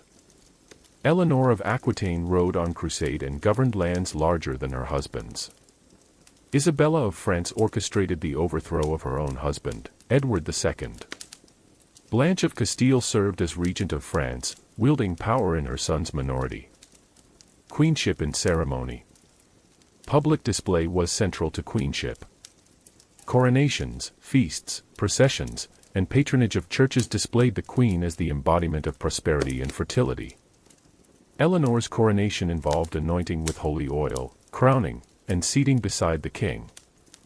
Thereafter, she became a living symbol of divine order. When she appeared in procession, people shouted blessings not only for her but for the peace and prosperity she promised. Her wardrobe mattered as much as her diplomacy. Gold-threaded gowns, jeweled crowns, and embroidered mantles projected wealth. Yet behind the silk and velvet, Eleanor sometimes yearned for simplicity. Fictional vignette, a secret letter. During her second decade as queen, Eleanor uncovered a conspiracy among lords plotting rebellion. She received a secret letter warning of their meeting. Instead of immediately telling Richard, whose temper would ignite a bloody purge, she quietly arranged to attend the same feast. With a mixture of charm and veiled warning, she persuaded the lords that loyalty would bring richer rewards than treason. Richard never learned how close rebellion had come, crediting his own authority. Eleanor accepted the silence, knowing her influence worked best when invisible. Trials and burdens. Queenship brought privilege but also vulnerability. Accusations of adultery could destroy her, since heirs' legitimacy hinged on her fidelity. Infertility was a curse, often blamed on the queen rather than the king. Political blame fell on her if factions grew too powerful. Eleanor endured rumors when she spent time with a young troubadour who composed verses in her honor. She silenced the court by commissioning him to compose hymns for the chapel, redirecting his affection into piety. Yet she understood the fragility of her position. One whisper could unravel her world. The queen as patron. Queens were key patrons of monasteries, hospitals, and the arts. Their endowments reflected piety and secured prayers for the dynasty's soul. Eleanor sponsored a hospital for widows and orphans near the capital. She also patronized manuscript production, commissioning a beautifully illuminated psalter. In doing so, she inscribed herself into the kingdom's cultural memory, ensuring that even after her death, her name lived on in prayers and books. Fictional vignette, The Regent. When King Richard died suddenly in battle, Eleanor's son was only 13. She became Queen Regent, ruling in his name until his majority. This was her most powerful role. She convened councils, negotiated treaties, and quelled uprisings. For years, the fate of the kingdom lay in her hands. She proved skilled, balancing noble factions and strengthening royal finances. But power brought enemies. Some lords resented female rule, calling her a usurper. She endured slander and threats but held firm, reminding them that she acted for her son, the rightful king. Legacy. Eleanor of Lothria died in her 60s, remembered by some as a peacemaker, by others as a schemer. In truth, she was both, because a queen had to be. Her story reflects the paradox of queenship in the Middle Ages, bound by marriage yet commanding influence, constrained by gender yet shaping dynasties. Conclusion. Medieval queens walked a narrow path between symbol and sovereign, mother and monarch. Their crowns glittered, but their burdens were immense. Through queens like Eleanor, real and fictional, we see that women at the summit of power were neither passive nor ornamental. They were strategists, patrons, and often the quiet architects of kingdoms.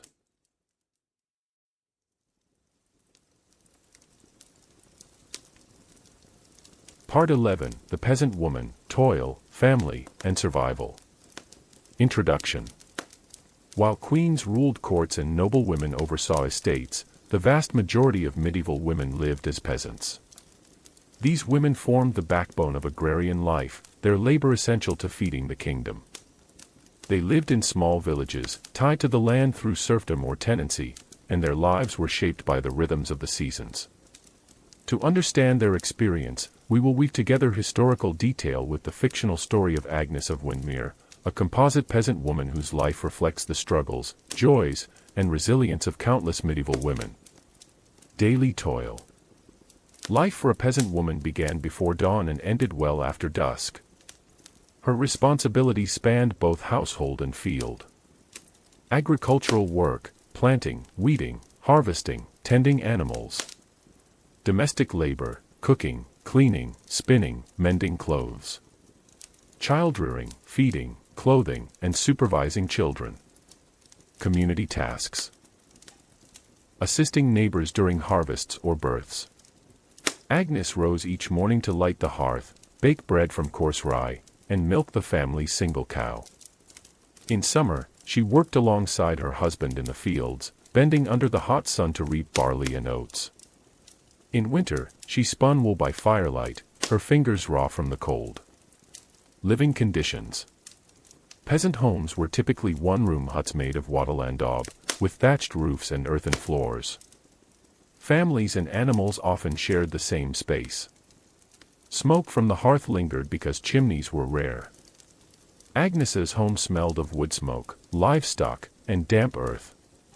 Privacy was non-existent. Her children slept on straw pallets at her side, while chickens roost in the corner. Yet this communal closeness bound the family together. Burdens of serfdom. Most peasants were serfs, bound to the land of their lord. They owed rent in the form of crops, labor, or both. Women often participated in these obligations, weeding the lord's fields or spinning wool for his household. Agnes trudged weekly to the manor with eggs and cheese as rent. She dreaded the steward's inspections. A cracked egg or spoiled cheese could incur fines. On feast days, she joined other women in gathering herbs for the Lord's kitchen, a reminder of her obligations beyond her own survival. Fictional vignette, The Harvest. One autumn, a poor harvest struck Windermere village. Agnes and her neighbors gathered in the fields to salvage what they could. They bound sheaves of barley with aching arms, praying the yield would suffice. Yet the tithe demanded by the manor loomed heavy. Agnes quietly hid a sack of grain beneath her skirts to feed her children, risking punishment. It was an act of desperation, not rebellion, proof of the thin line between obedience and survival. Family and motherhood. For peasant women, family was both blessing and burden. High infant mortality meant mothers bore many children, hoping some survived. Girls helped in the household early, while boys worked in the fields. Agnes bore 6 children. 2 died in infancy, a common tragedy. She mourned briefly but pressed on. Grief was a luxury her survival did not allow. Her surviving children became her pride and her labor force, carrying water, tending sheep, and gathering firewood. Motherhood was also spiritual. Women baptized babies quickly, fearing their souls lost if death came too soon. Agnes whispered prayers at night, clutching her rosary, asking God to spare her family from illness. The village network. Though their lives were harsh, peasant women found strength in community. They shared tools, helped with births, and gathered at wells to exchange gossip. These networks offered emotional support and practical aid. Agnes's closest friend, Matilda, lived across the lane. Together they spun wool, traded scraps of cloth, and shared child-rearing duties. During long winters, they sang ballads to keep spirits high, laughter echoing despite hardship. Festivals and holy days. Religion shaped the rhythm of peasant life. Feast days broke the monotony of labor, offering moments of joy. Women prepared special meals, joined processions, and decorated churches with flowers. Agnes loved Easter most, when villagers lit bonfires and feasted on lamb. Though her family's fare was simple, the sense of community lifted her spirit. For a brief time, the burdens of poverty eased beneath the glow of candles and the sound of church bells. Fictional vignette, The Midwife's Call. When Matilda went into labor, Agnes rushed to her side. As one of the village's informal midwives, she had delivered many babies. She boiled water, laid out cloths, and whispered encouragement through Matilda's screams. At dawn, the child was born, a healthy girl. Exhausted, Agnes wept with relief, knowing she had helped bring new life into the world. Such moments balance the sorrows of hunger and death, offering a reminder of resilience. Dangers and hardships. peasant women faced constant threats. Famine, crop failure meant starvation. Disease, epidemics like the plague decimated villages. Violence, raids or local feuds endangered families. Exhaustion, endless labor shortened lifespans. When plague swept Windermere, Agnes buried neighbors in shallow graves. She boiled herbs for protection, though fear gripped her heart. She prayed each night over her children's beds, uncertain which dawn might bring loss. A glimpse of joy. Amid hardship, moments of joy glimmered. Peasant women danced at weddings, sang harvest songs, and told tales by firelight. They carved wooden toys for children and embroidered cloth with simple designs. Agnes's favorite joy came when her eldest son carved her a wooden comb. Though crude, it symbolized love and devotion. She treasured it more than gold, for it came from the hands of her child, not the coffers of lords. Legacy of peasant women. Peasant women rarely appear in chronicles, their names lost to history. Yet they formed the foundation of medieval society. Their labor sustained economies, their families ensured continuity, and their resilience carried villages through famine and war. Agnes of Windermere's fictional story mirrors thousands of real women. They may not have worn crowns or commanded armies, but their endurance built kingdoms from the soil upward. Conclusion. The life of a medieval peasant woman was one of unceasing toil, communal support, and fragile joys.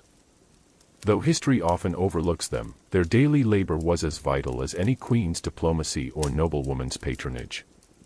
Through Agnes, we glimpse the reality of survival, harsh, humble, yet deeply human.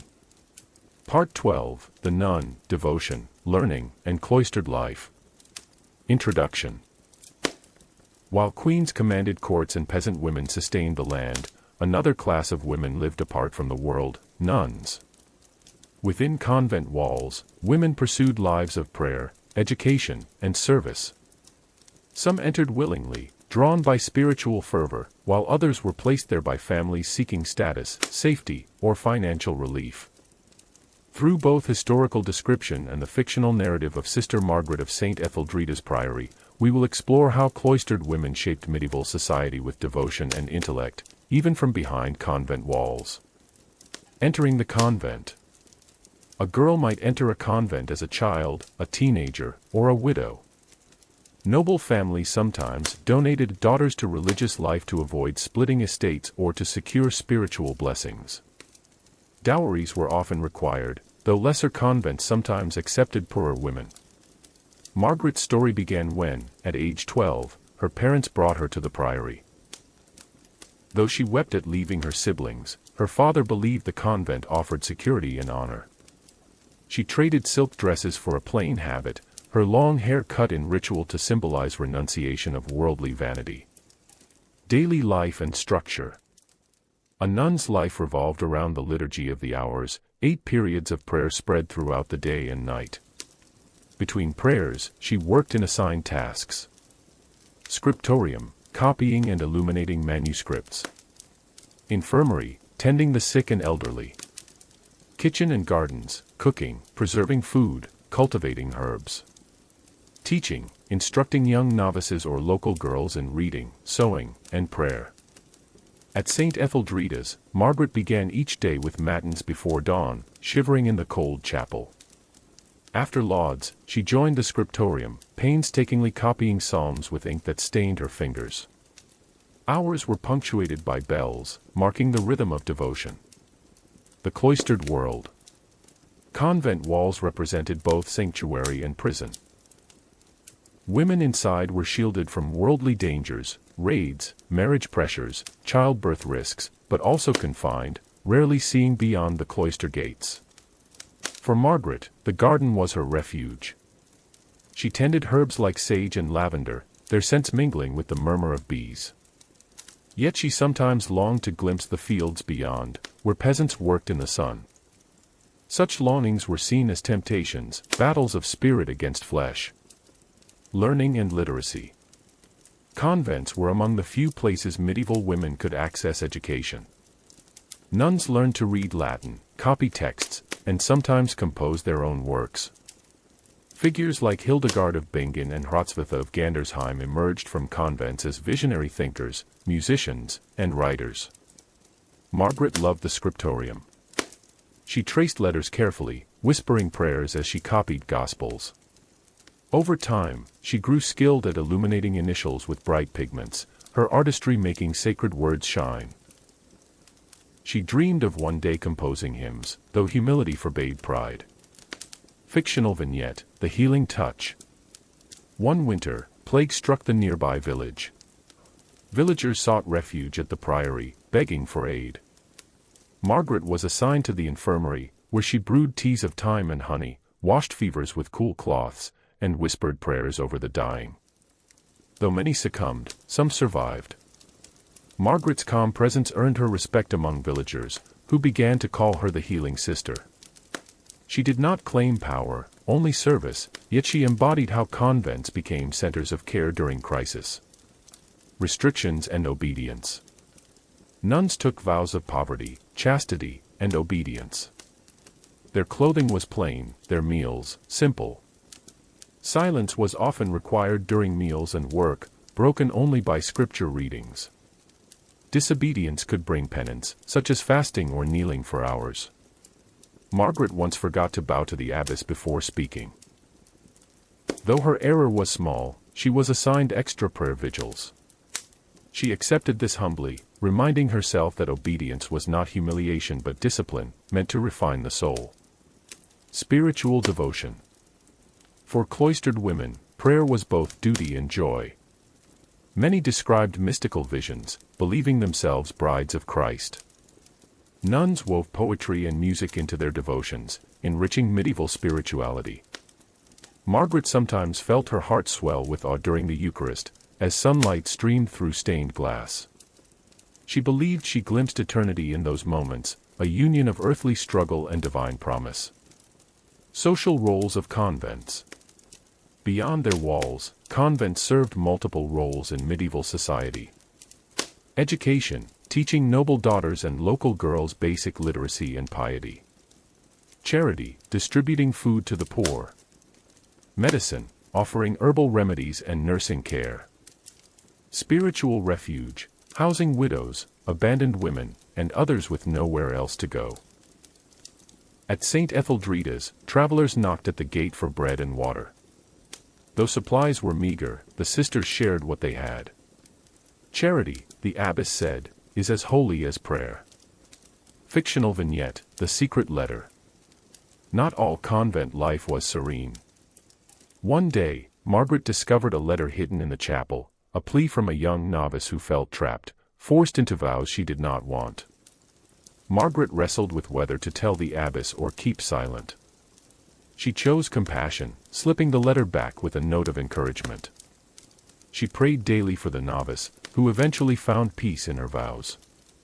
This quiet act reflected the hidden struggles of women whose choices were often made for them. Tensions with authority.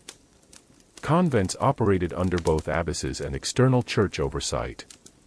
Some abbesses wielded remarkable power, controlling land and wealth. Others chafed under bishops who resented female authority.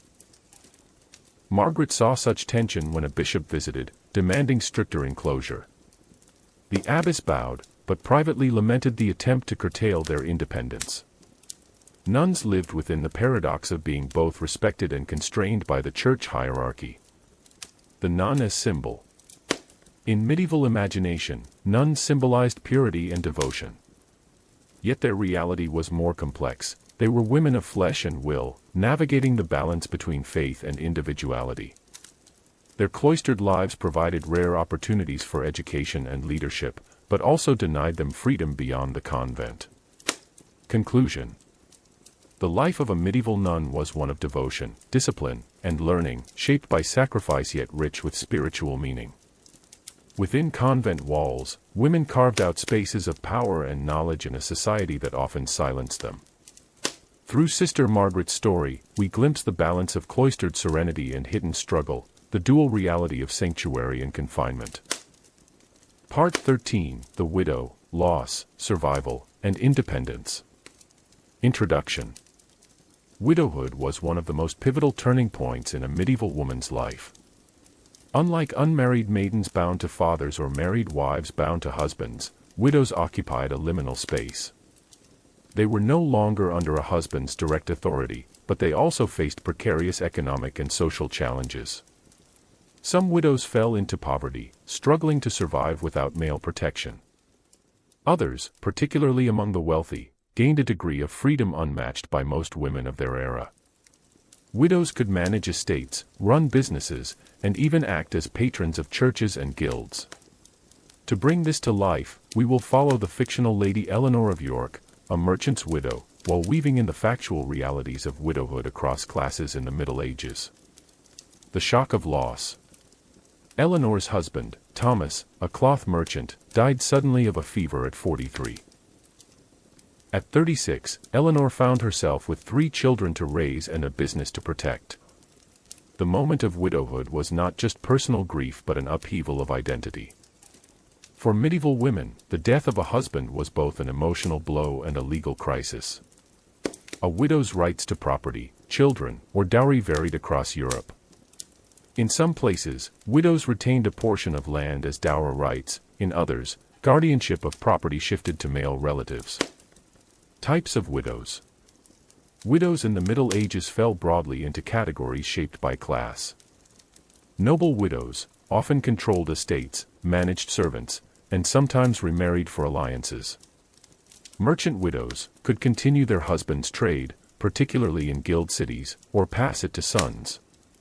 Peasant widows usually lost land unless sons could inherit, often remarried quickly to secure survival.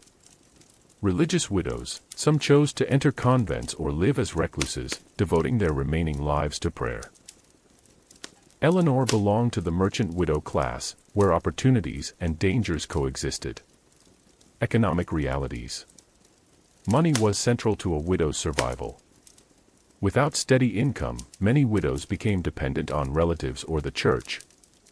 Poor widows often turned to begging, charity, or working as midwives and herbal healers. Eleanor, however, inherited Thomas's thriving cloth business. She knew enough about pricing, fabrics, and trade partners to keep it running. With guidance from her husband's guild, she continued managing sales, signing contracts, and overseeing apprentices. This independence was rare but not unheard of.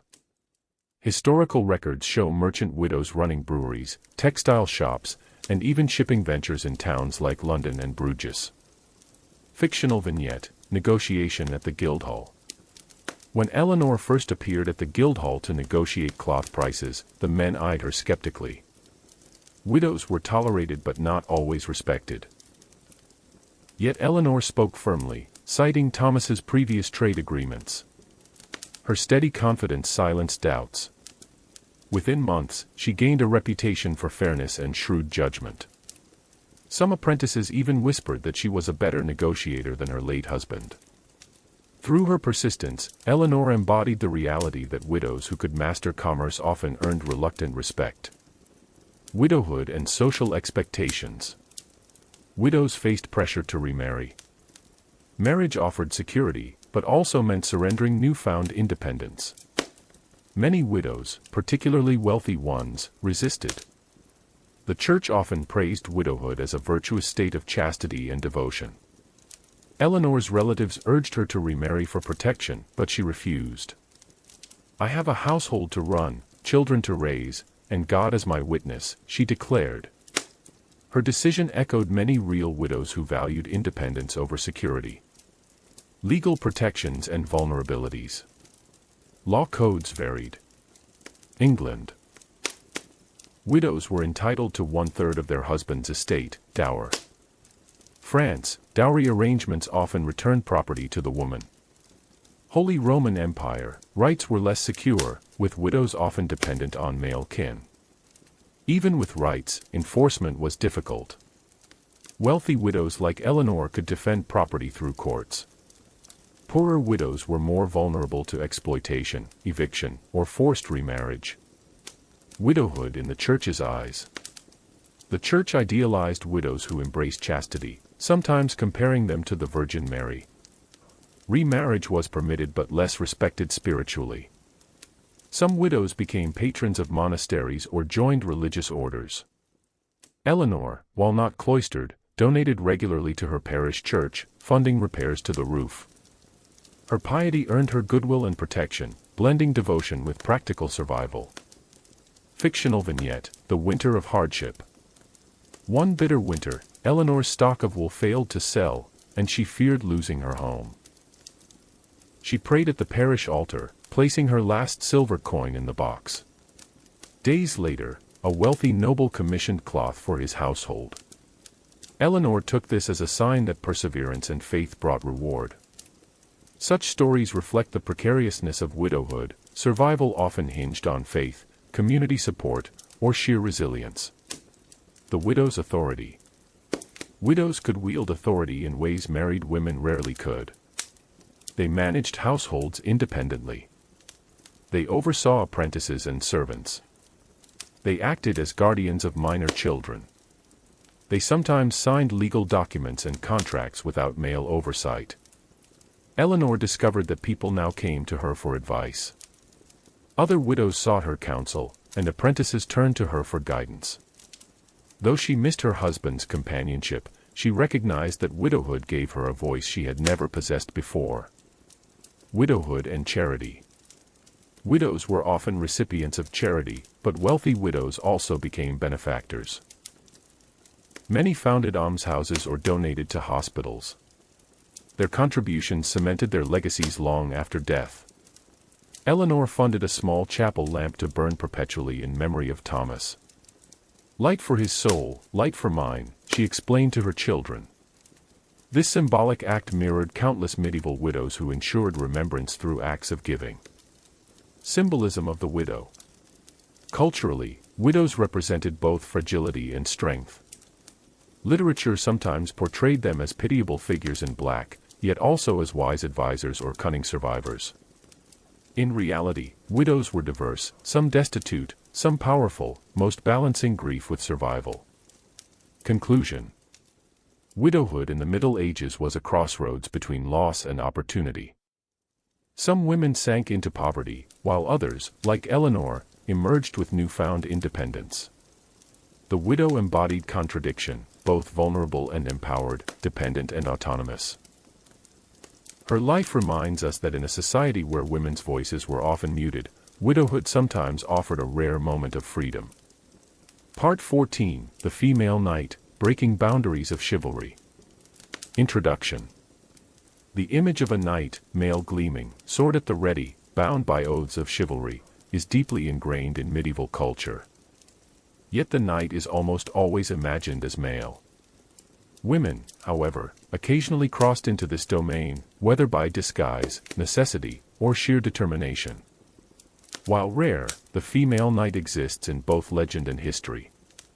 From noble ladies who took up arms to defend castles, to cross-dressing warriors who rode into battle, to saints like Joan of Arc, these women disrupted the expectations of gender in the Middle Ages.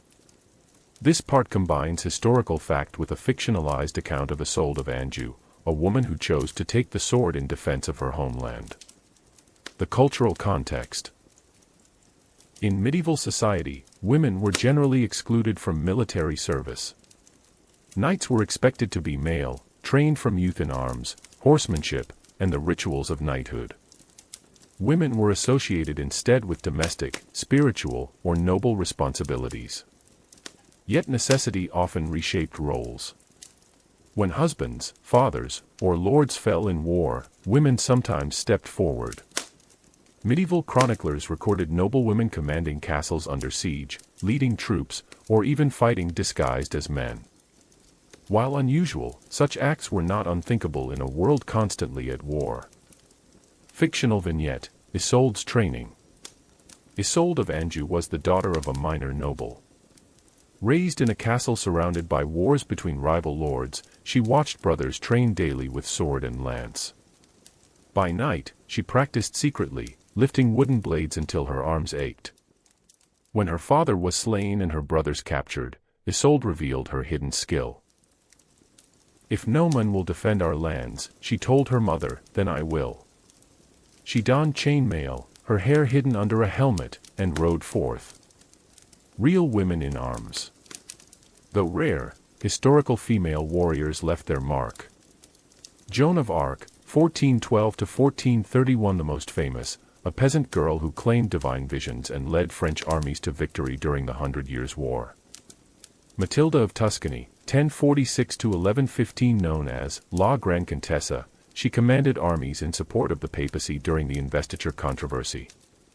Nicola de la Haye, 1150 to 1230, as Constable of Lincoln Castle in England, she held the fortress against siege during the First Barons' War. Catalina de Erauso, 1592 to 1650, though later than the Middle Ages, she illustrates the enduring tradition of cross-dressed women fighting as men. Each figure demonstrated that, when pushed by circumstance or conviction, women could embody knightly virtues.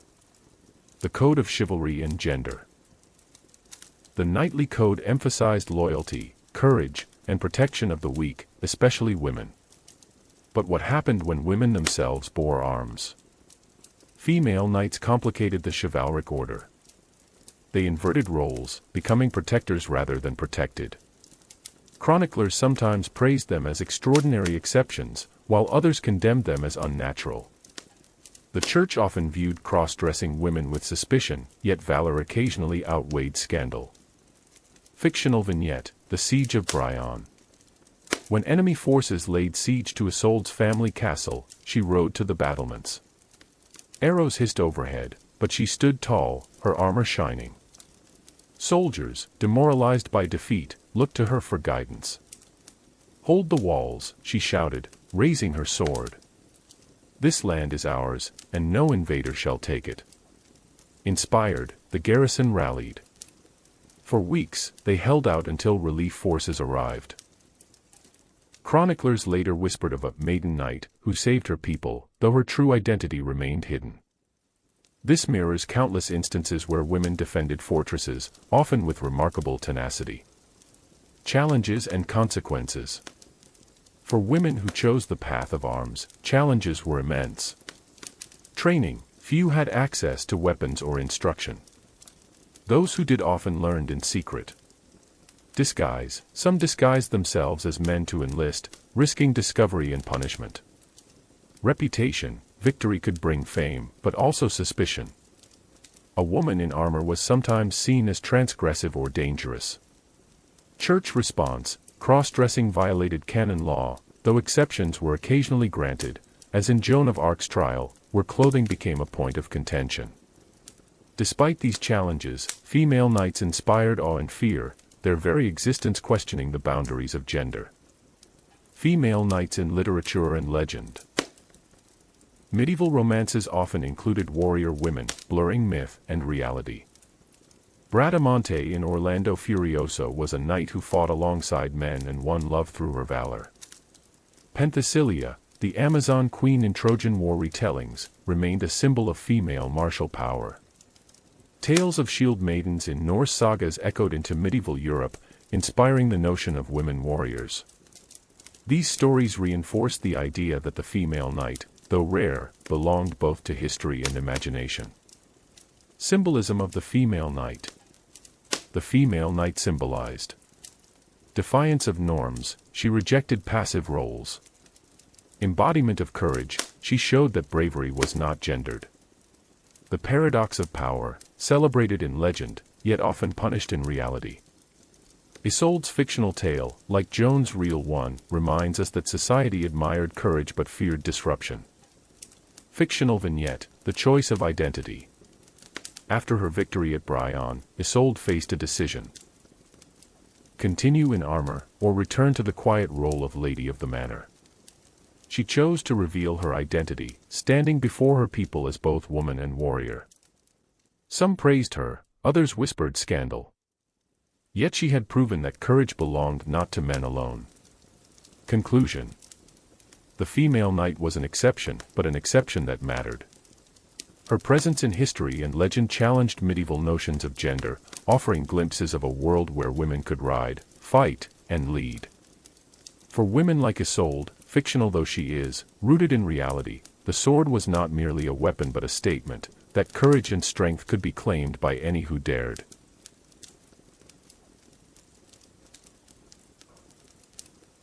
Part 15, The Lady-in-Waiting, Grace, Service, and Influence in Noble Courts. Introduction. Among the many roles women played in medieval society, the lady-in-waiting stands as one of the most nuanced. She was not a peasant laboring in the fields, nor a noble ruling vast estates, nor a cloistered nun. Instead, she was something in between, a noble-born woman who served another, usually a queen or princess, within the glittering and dangerous world of the court. Though the word waiting suggests passivity, in reality, ladies-in-waiting navigated one of the most politically charged spaces of the Middle Ages. They balanced loyalty and ambition, duty and personal desire. They were confidants, companions, and at times, political agents. Through them, we glimpse the hidden machinery of medieval power. This part weaves together history with the fictional story of Adeliza of Poitiers, a lady-in-waiting at the French court in the 13th century. The role of a lady-in-waiting. A lady-in-waiting was typically noble-born. She came from a respected family, though not always the wealthiest. Educated in etiquette, she knew how to sing, dance, embroider, and converse with refinement. An attendant, she dressed, accompanied, and entertained her mistress. A confidant, queens often trusted them with secrets, correspondence, and counsel. Though technically servants, they were also honored companions. Their position allowed them access to influence, even if indirect. Fictional vignette, Adeliza's first day. Adeliza of Poitiers, 15 years old, arrived at the court of Queen Blanche of Castile. Nervous and pale, she curtsied before her mistress. "You will serve me with grace," the queen said, studying her carefully. "And you will learn that a lady-in-waiting does not simply wait. She watches, listens, and remembers." From that moment, Adeliza entered a world where every glance and word carried weight. Court life. The court was a place of splendor and intrigue. Ceremonies, ladies-in-waiting assisted with royal banquets, religious feasts, and diplomatic receptions. Private duties, they dressed their mistresses, braided their hair, and read aloud poetry or scripture. Diplomatic presence, they often accompanied queens on journeys, becoming living symbols of refinement. Yet beneath the luxury lay constant political maneuvering. Influence and intrigue. Though they wielded no swords, ladies-in-waiting held soft power. Messengers, they carried secret notes between nobles. Matchmakers, they arranged introductions that could lead to alliances or marriages. Spies, some reported to other factions, intentionally or otherwise. Their position meant they were near to whispers of scandal, hints of conspiracy, and negotiations of immense importance. Fictional vignette, the Queen's Confidant. One evening, Queen Blanche summoned Adeliza. "The Duke of Brittany conspires against the king," she whispered. "You must listen when his envoys speak to my ladies. Report to me what you hear." Adeliza realized then that her service was not merely ceremonial. She had become part of the hidden intelligence network of the crown. Marriage prospects. Serving at court was also a way for noble families to advance their daughters' prospects.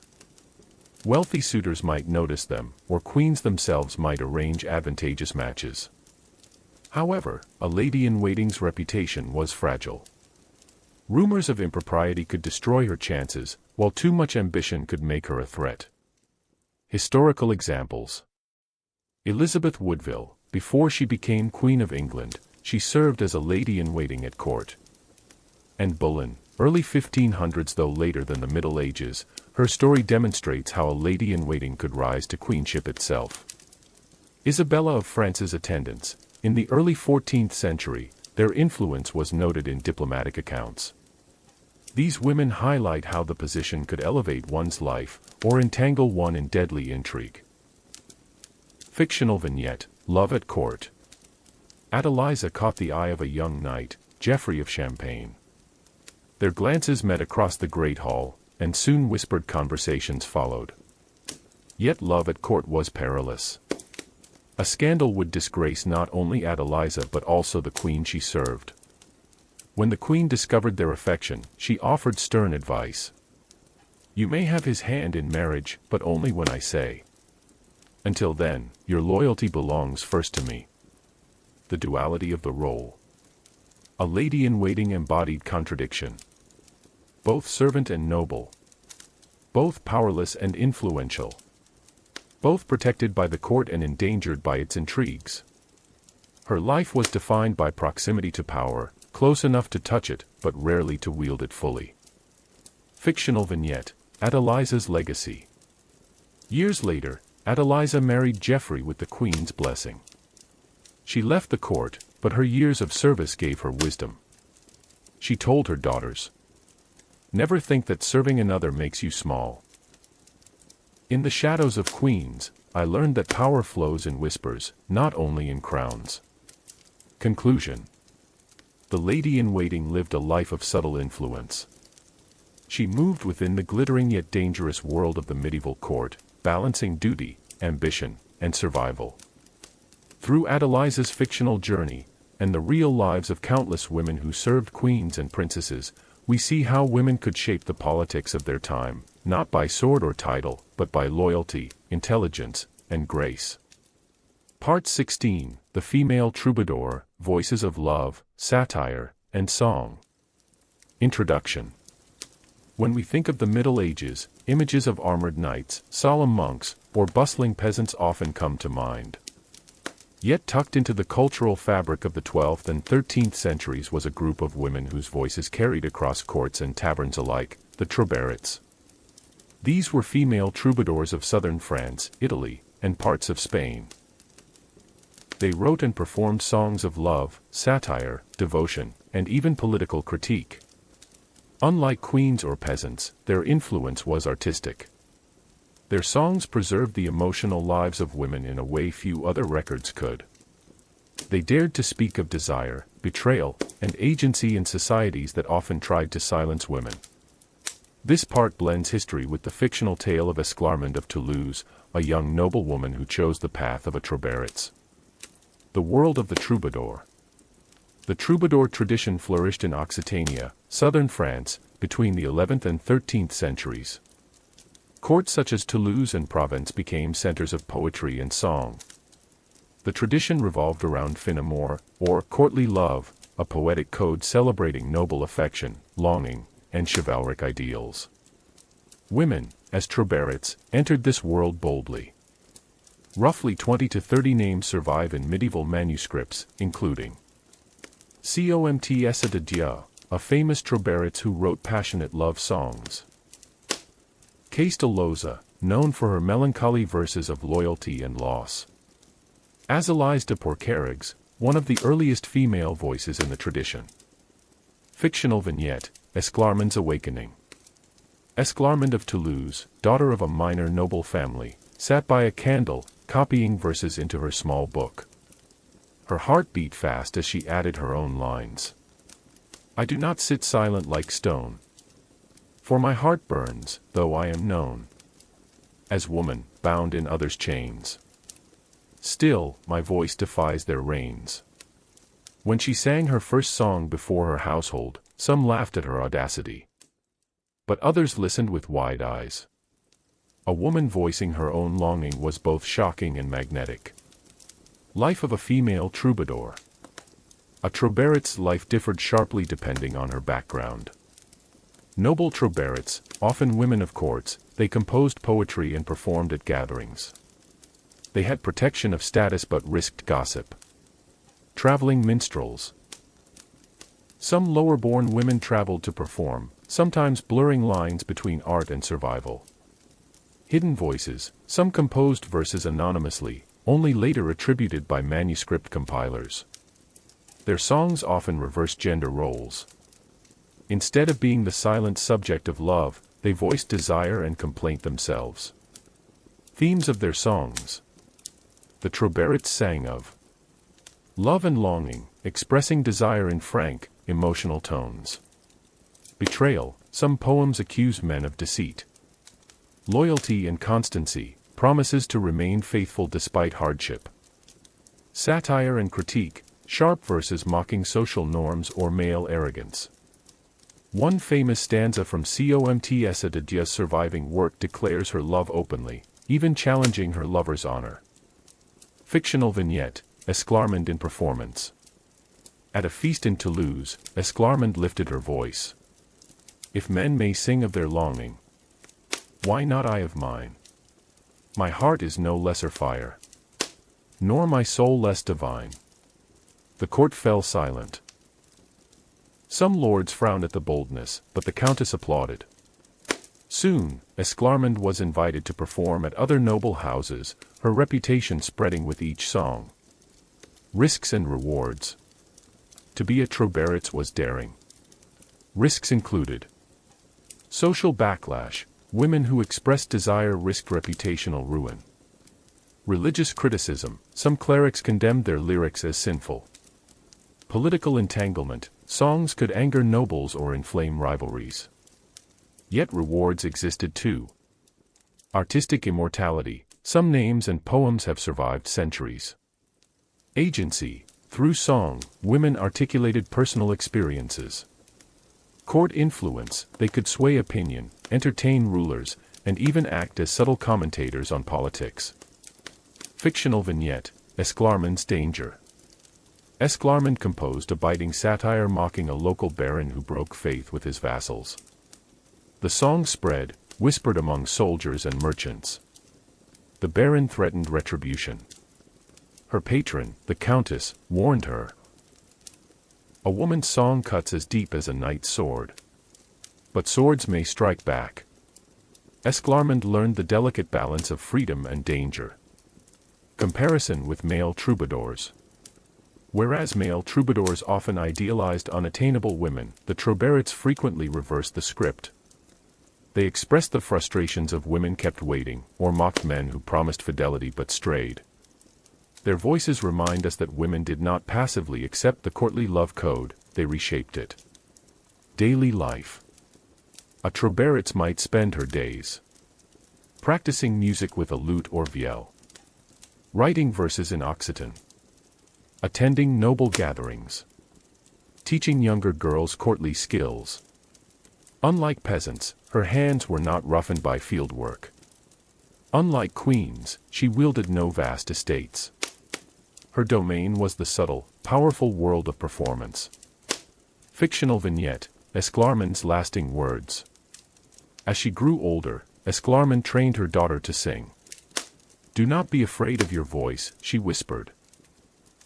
It is the one gift the world cannot take.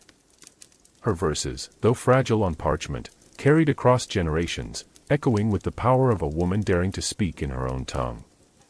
Historical legacy. Though only a fraction of Trobaritz's works survive, they remain critical evidence of women's voices in medieval literature. They challenge the stereotype of medieval women as silent and submissive. Instead, they reveal intelligence, wit, and passion.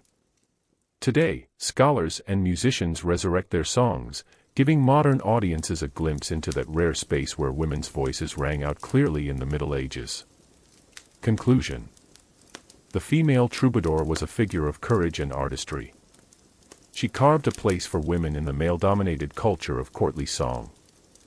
Through fictional Esclarmonde and real figures like Comtesse de Dieu, we see women who challenged silence with melody, turning personal longing into cultural legacy.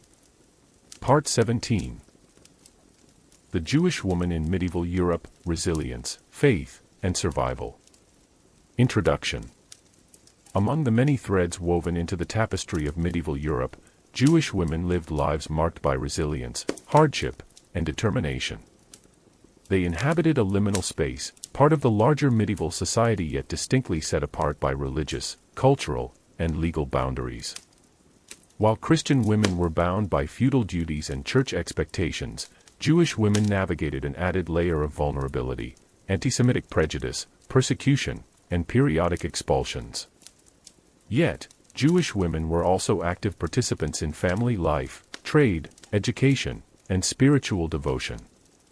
They kept households running, defended their communities in times of danger, and preserved traditions that would endure despite centuries of displacement.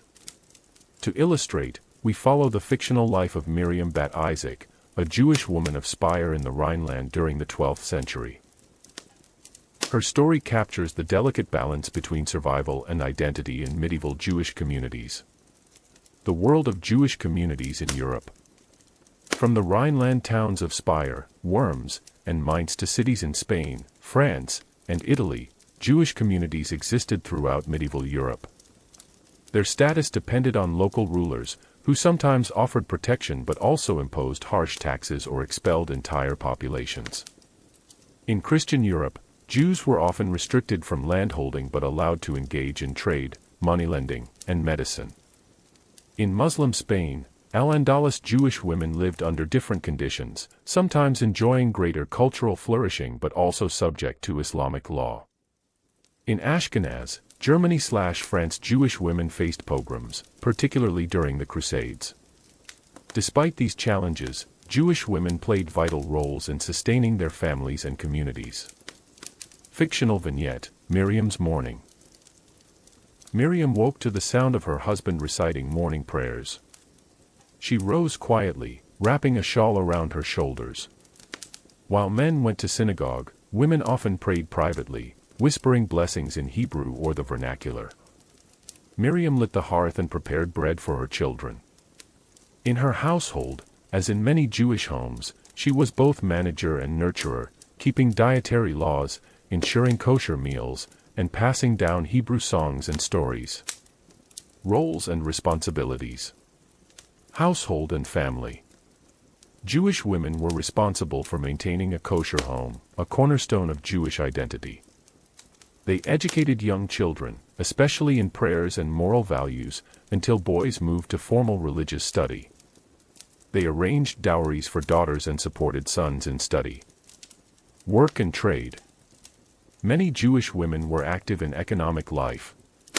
Records show women engaged in moneylending and credit transactions, running shops, inns, and stalls in markets, managing family businesses when husbands were away or deceased, religion and learning. While women generally had less access to advanced Talmudic study, they were central in religious rituals of the home, such as lighting Sabbath candles. Some women composed prayers, kines, in Yiddish, offering a window into their spirituality. Fictional vignette, Miriam as trader. One afternoon, Miriam set out for the market with bolts of dyed cloth. Her husband handled accounts, but Miriam negotiated directly with Christian women who sought fine fabrics. She was skilled at balancing courtesy with firmness. A priest passing by muttered under his breath about the Jewess, but Miriam ignored him. She knew that her livelihood, and her family's survival, depended on her persistence. Challenges faced by Jewish women. Persecution and pogroms. The First Crusade, 1096, unleashed violent attacks on Jewish communities in the Rhineland. Women like Miriam faced the unthinkable. Forced conversions, assaults, or martyrdom. Many chose suicide over baptism, a tragic testament to their devotion. Legal restrictions. Jews were often barred from guilds, universities, or land ownership. Women inherited these barriers, with fewer paths to advancement compared to Christian counterparts. Cultural isolation. Jewish quarters, ghettos in later centuries, kept communities tight-knit but also marked them as outsiders. Women's mobility was often scrutinized. Fictional vignette, the pogrom. One spring day, news spread that crusaders were approaching. Miriam clutched her children, her heart pounding. The community gathered in the synagogue, praying for safety. Some urged flight, but others insisted they must remain. When violence broke out, Miriam shielded her daughter under her cloak. In that moment, she embodied the courage of countless Jewish women who endured persecution with resilience and faith. Marriage, widowhood, and agency. Marriage contracts, ketubot, carefully outlined the rights of Jewish brides, including financial provisions in case of divorce or widowhood. Unlike many Christian women, Jewish women had explicit contractual rights guaranteeing security. Widows, in particular, could become significant figures. They often inherited businesses and acted as community leaders. Some wealthy widows even funded synagogues or charitable institutions. Fictional vignette: Miriam the widow. Years later, Miriam's husband died of illness. Though grief weighed heavily, she managed the family business herself. Christian traders, at first hesitant, soon learned she was shrewd and reliable. Her household became a hub for community meetings. Widowhood, while difficult, also gave Miriam a measure of independence she had not known before. Cultural contributions. Jewish women shaped culture in ways that still resonate. Music and song: women preserved traditional melodies in lullabies and Sabbath songs. Prayer and poetry. Women's vernacular prayers, kinds, became treasured literature. Economic resilience: through trade and household management, women ensured communities endured in hostile environments. Daily life.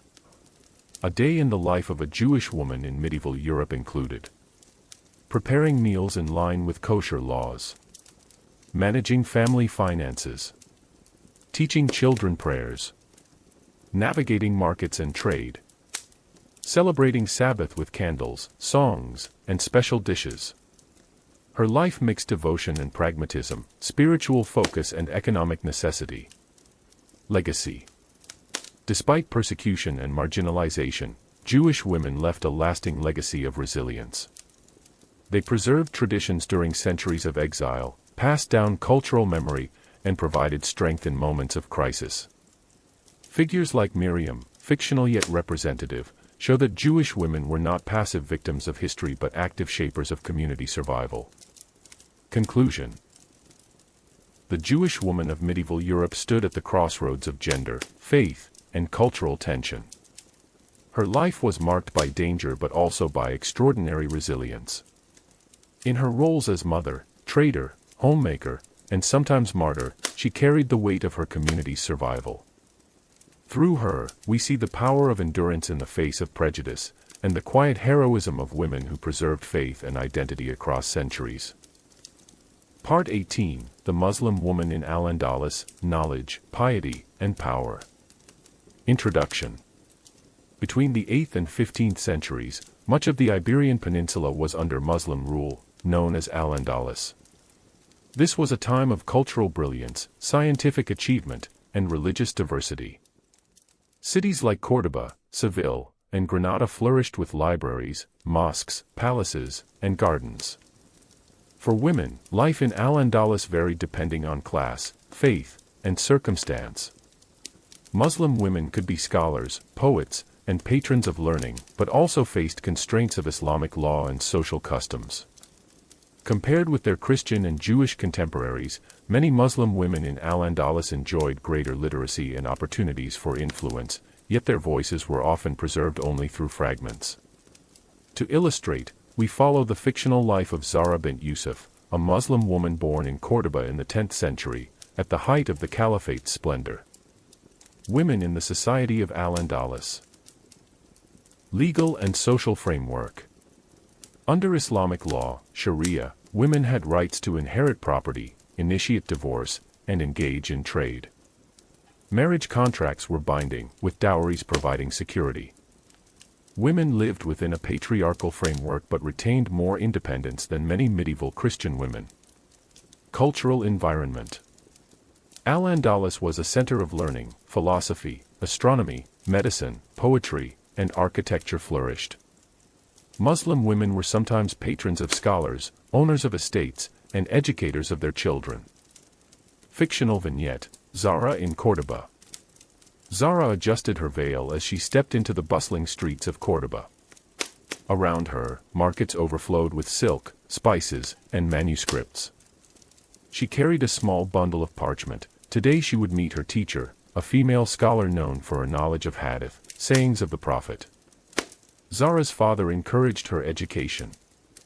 He believed a daughter well-versed in faith and poetry brought honor to the family. Her mother, skilled in household management, insisted Zahra also learn embroidery, herb craft, and the subtle art of negotiation with merchants. Education and intellectual pursuits. Córdoba's libraries were famed throughout Europe. Muslim women, though often excluded from formal institutions, still accessed learning through private tutors, family circles, and informal gatherings. Literacy: upper-class women often read and wrote Arabic. Some composed poetry, religious commentaries, or love verses. Famous figures: Walada bint al-Mustakfi, 11th c, a poetess of Córdoba, renowned for her bold verses and literary salons. Lubna of Córdoba, a palace secretary and mathematician, skilled in calligraphy and known for managing royal documents. Zahra's story: inspired by Walada, Zahra began to write short poems. She recited them at gatherings of women, where music and verse flowed like the Guadalquivir River. Roles in household and community. Most women's lives revolved around the household. They managed food preparation, textile work, child-rearing, and religious devotion. Wealthier women, like Zahra, had servants or slaves to assist, giving them more time for intellectual or artistic pursuits. Marriage and family. Marriage was central. Women brought dowries, and men offered gifts, mahr, in return. Divorce, while socially frowned upon, was legally permissible for women under certain conditions. Property and wealth. Some women inherited estates, managed businesses, or lent money. Documents record Muslim women in Al-Andalus owning land and negotiating contracts. Fictional vignette: Zahra the landowner. When Zahra's father passed away, she inherited a small olive grove outside Córdoba. Rather than let her brother manage it, she took charge herself. She hired workers, arranged sales of oil, and used the profits to support her household and sponsor poets. Her confidence drew both admiration and whispers. Some said she was too bold for a woman. Zahra merely smiled. She knew her rights under the law. Religion and spirituality. Faith structured daily life. Women prayed, fasted during Ramadan, and joined in religious festivals. They were guardians of household piety, ensuring children learned Quranic recitations. Some women became mystics, Sufis, retreating from the world in pursuit of spiritual ecstasy. Their writings reveal deep devotion and poetic imagery of divine love. Fictional vignette: Zahra at Ramadan. During Ramadan, Zahra stayed awake into the night, whispering prayers on her rooftop as the city glowed with lanterns. She felt closest to God when the stars burned brightest, and her poems became prayers themselves. Challenges faced by Muslim women. Despite rights under Islamic law, realities often fell short. Patriarchal customs. Women were frequently confined to domestic roles. Elite women lived in seclusion, hijab, within palaces.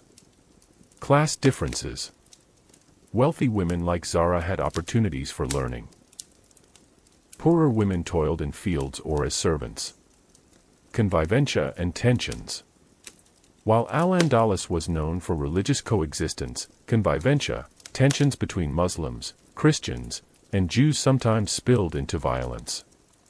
Women bore the brunt in times of upheaval. Fictional vignette: a time of change. When political turmoil struck Córdoba, Zahra feared for her grove and her family. Rebels looted markets, and women stayed behind closed doors. She gathered her manuscripts and her children, vowing to preserve what knowledge and beauty she could. Cultural contributions. Muslim women enriched Al-Andalus in countless ways.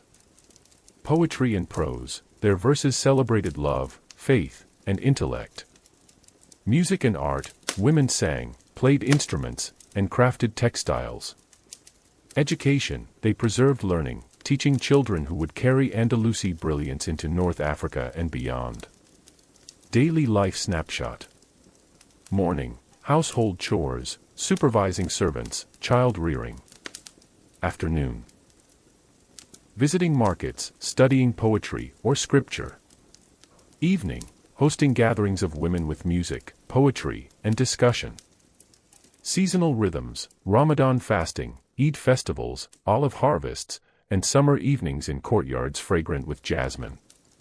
Legacy. Though centuries of conquest and reconquest erased much of Al-Andalus, the legacy of Muslim women endures. They preserved traditions of literacy, nurtured communities of faith, and composed works of beauty that whispered through time. Zahra's fictional life echoes countless real women, poets, scholars, mothers, and landowners, whose resilience shaped one of history's great civilizations. Conclusion.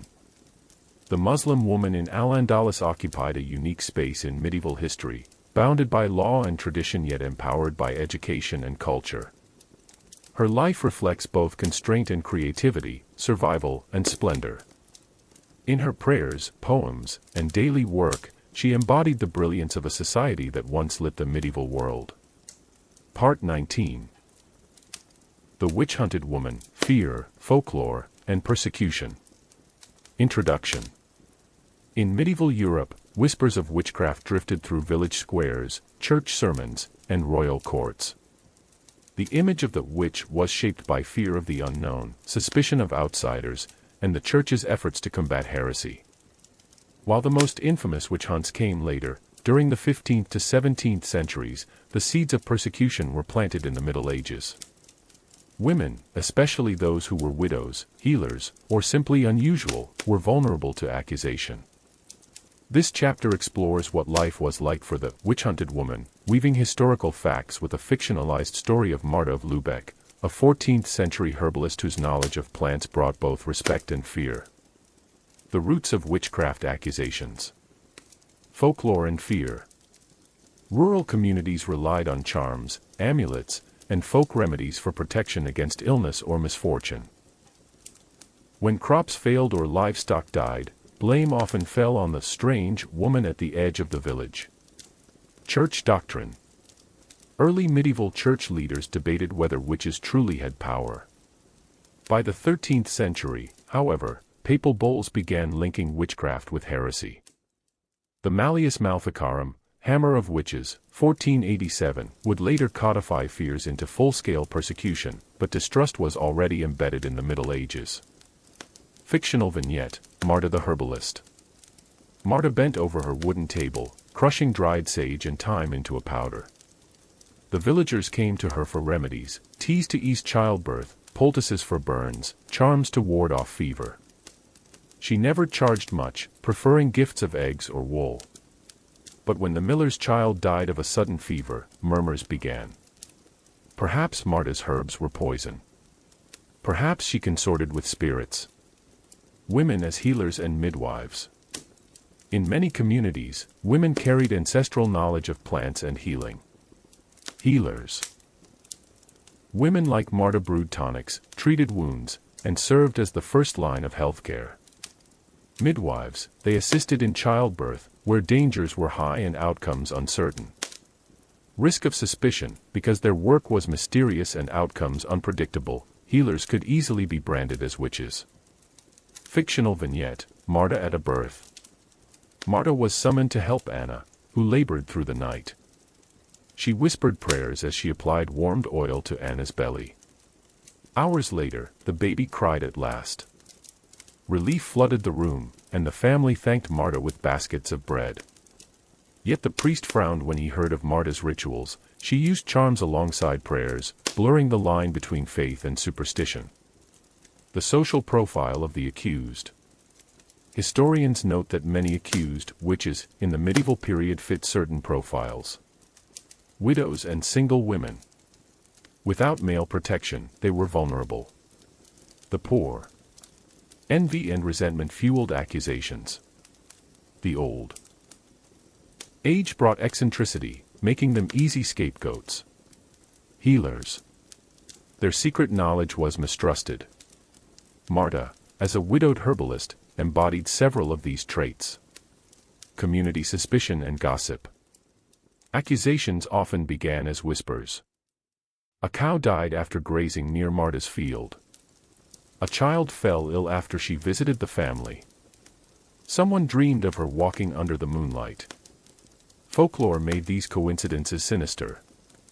Soon, neighbors avoided her, crossing themselves when she passed. Fictional vignette, The Trial of Marta. The village priest gathered the people in the church. Marta was summoned, her hands trembling. "She uses charms not sanctioned by the church," he declared. "She speaks words in secret tongues." Marta protested, "I speak prayers and herbs, nothing more."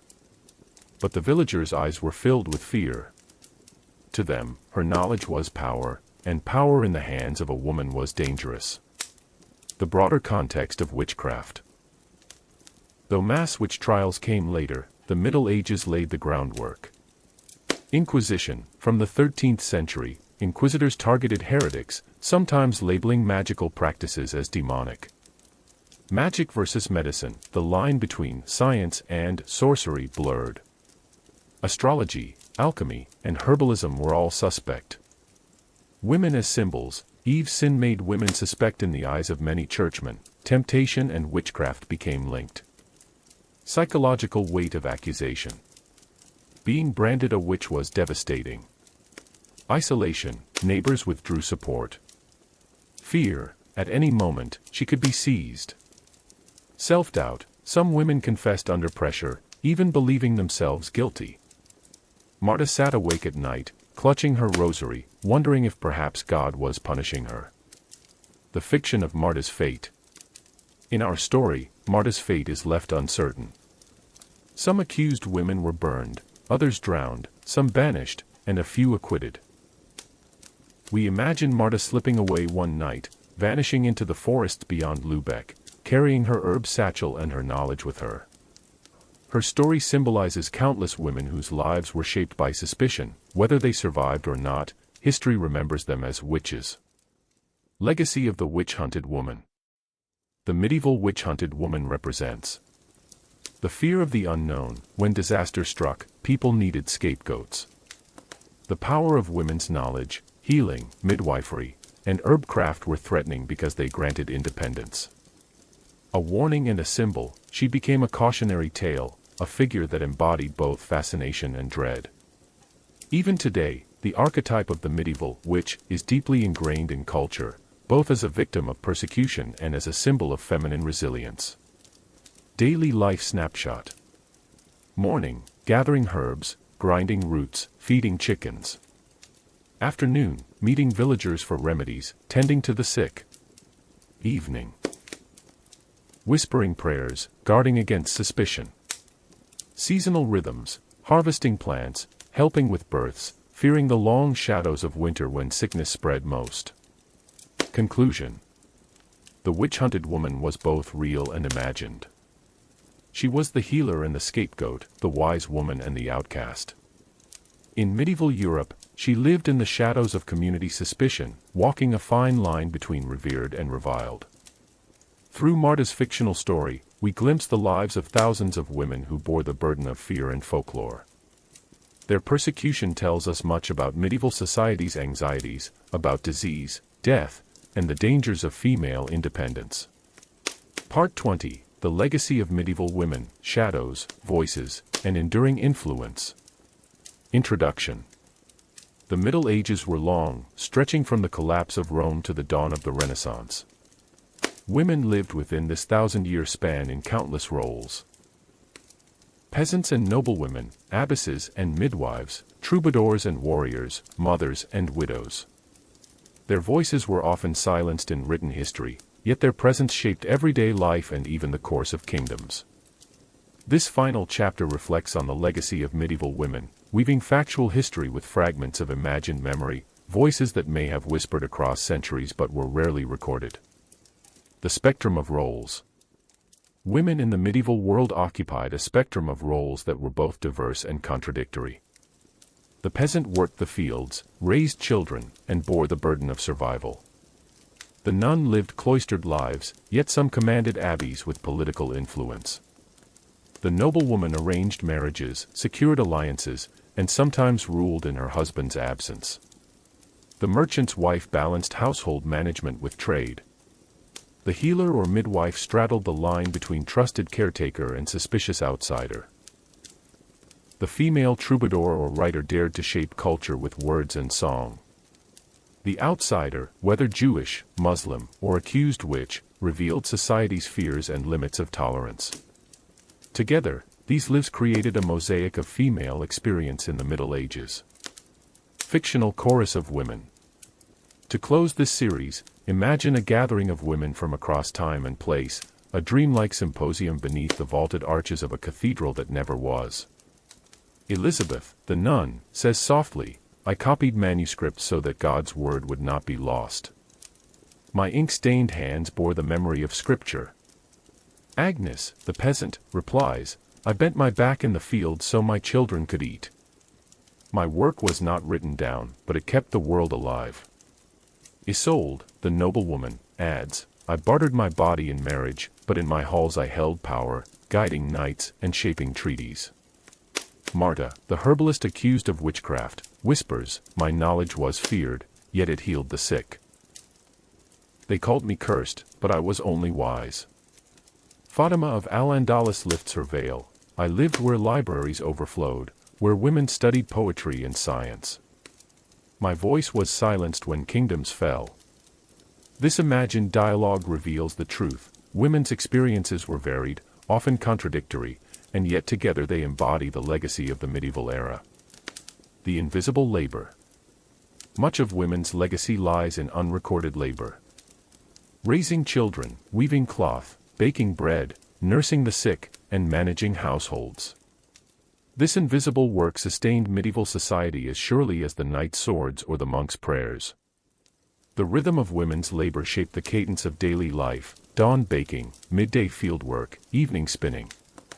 Without women's work, medieval society would have collapsed. Women and power. While power was often reserved for men, women carved out spaces of influence. Queens like Eleanor of Aquitaine wielded political authority. Abbesses like Hildegard of Bingen commanded spiritual and cultural respect. Merchants' wives could inherit businesses, running workshops or trading ventures. Widows sometimes enjoyed greater autonomy than married women, controlling property or guiding family wealth. Though rare, these examples showed that women could exercise agency even in a male-dominated world. Fictional vignette, The Widow's Reflection. In the twilight of her life, Lady Margaret of York sits by the fire, quill in hand. She writes, "I was married at 12, widowed at 30, mother to 5. I stewarded estates in my husband's absence, then in his death. I was never free, yet I was never powerless. My life was duty, but also influence. If my sons remember me, perhaps I will not be forgotten." Such reflections capture the paradox. Women often lived in constraint but found ways to shape their families, communities, and cultures. The cultural legacy. Women's presence endured not only through work and power but also through culture. Music and poetry, female troubadours sang of love, while mystics wrote of visions. Art and patronage, noblewomen sponsored chapels, manuscripts, and hospitals.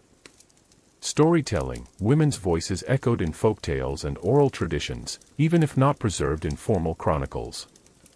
This legacy reveals creativity and endurance that transcended restrictions. Religious legacy. Religion shaped women's medieval lives more than any other institution. Devotion gave women meaning, purpose, and sometimes power. Pilgrimages allowed them to travel beyond traditional roles. Mysticism created space for female voices to speak directly of divine visions. Even though the Church often restricted women, it also gave them frameworks for influence and recognition. The burden of silence. For every Eleanor of Aquitaine or Hildegard of Bingen remembered, thousands of women were forgotten. Their names erased from records. Their contributions subsumed under those of fathers or husbands. Their voices unheard except in fleeting glimpses, court cases, letters, parish rolls. The legacy of medieval women is therefore both presence and absence, survival and silence. Fictional closing vignette, A Daughter's Memory. Imagine a young girl in 15th century France, finding her grandmother's spindle, worn smooth by decades of use. She whispers, "This made our cloth, clothed our family, and kept us warm." The spindle is simple, but it embodies centuries of women's labor, passed from hand to hand. Conclusion, the legacy today. The legacy of medieval women is not just history, it lives in how we understand gender, work, and power today. Endurance: women bore unimaginable hardships but sustained entire communities. Resistance: some defied expectations, shaping culture and politics. Memory: even when silenced, their lives resonate in the fragments left behind. To study medieval women is to glimpse the heartbeat of a society that often forgot to record their names but could never have survived without them. That will wrap up our exploration into the lives of women during the Middle Ages. I hope you enjoyed, and if you did, please leave a like, comment, and subscribe for more daily uploads. If you subscribe, comment, Background Historian Crew. Thank you once again and have a fantastic night's sleep. Background Historian out.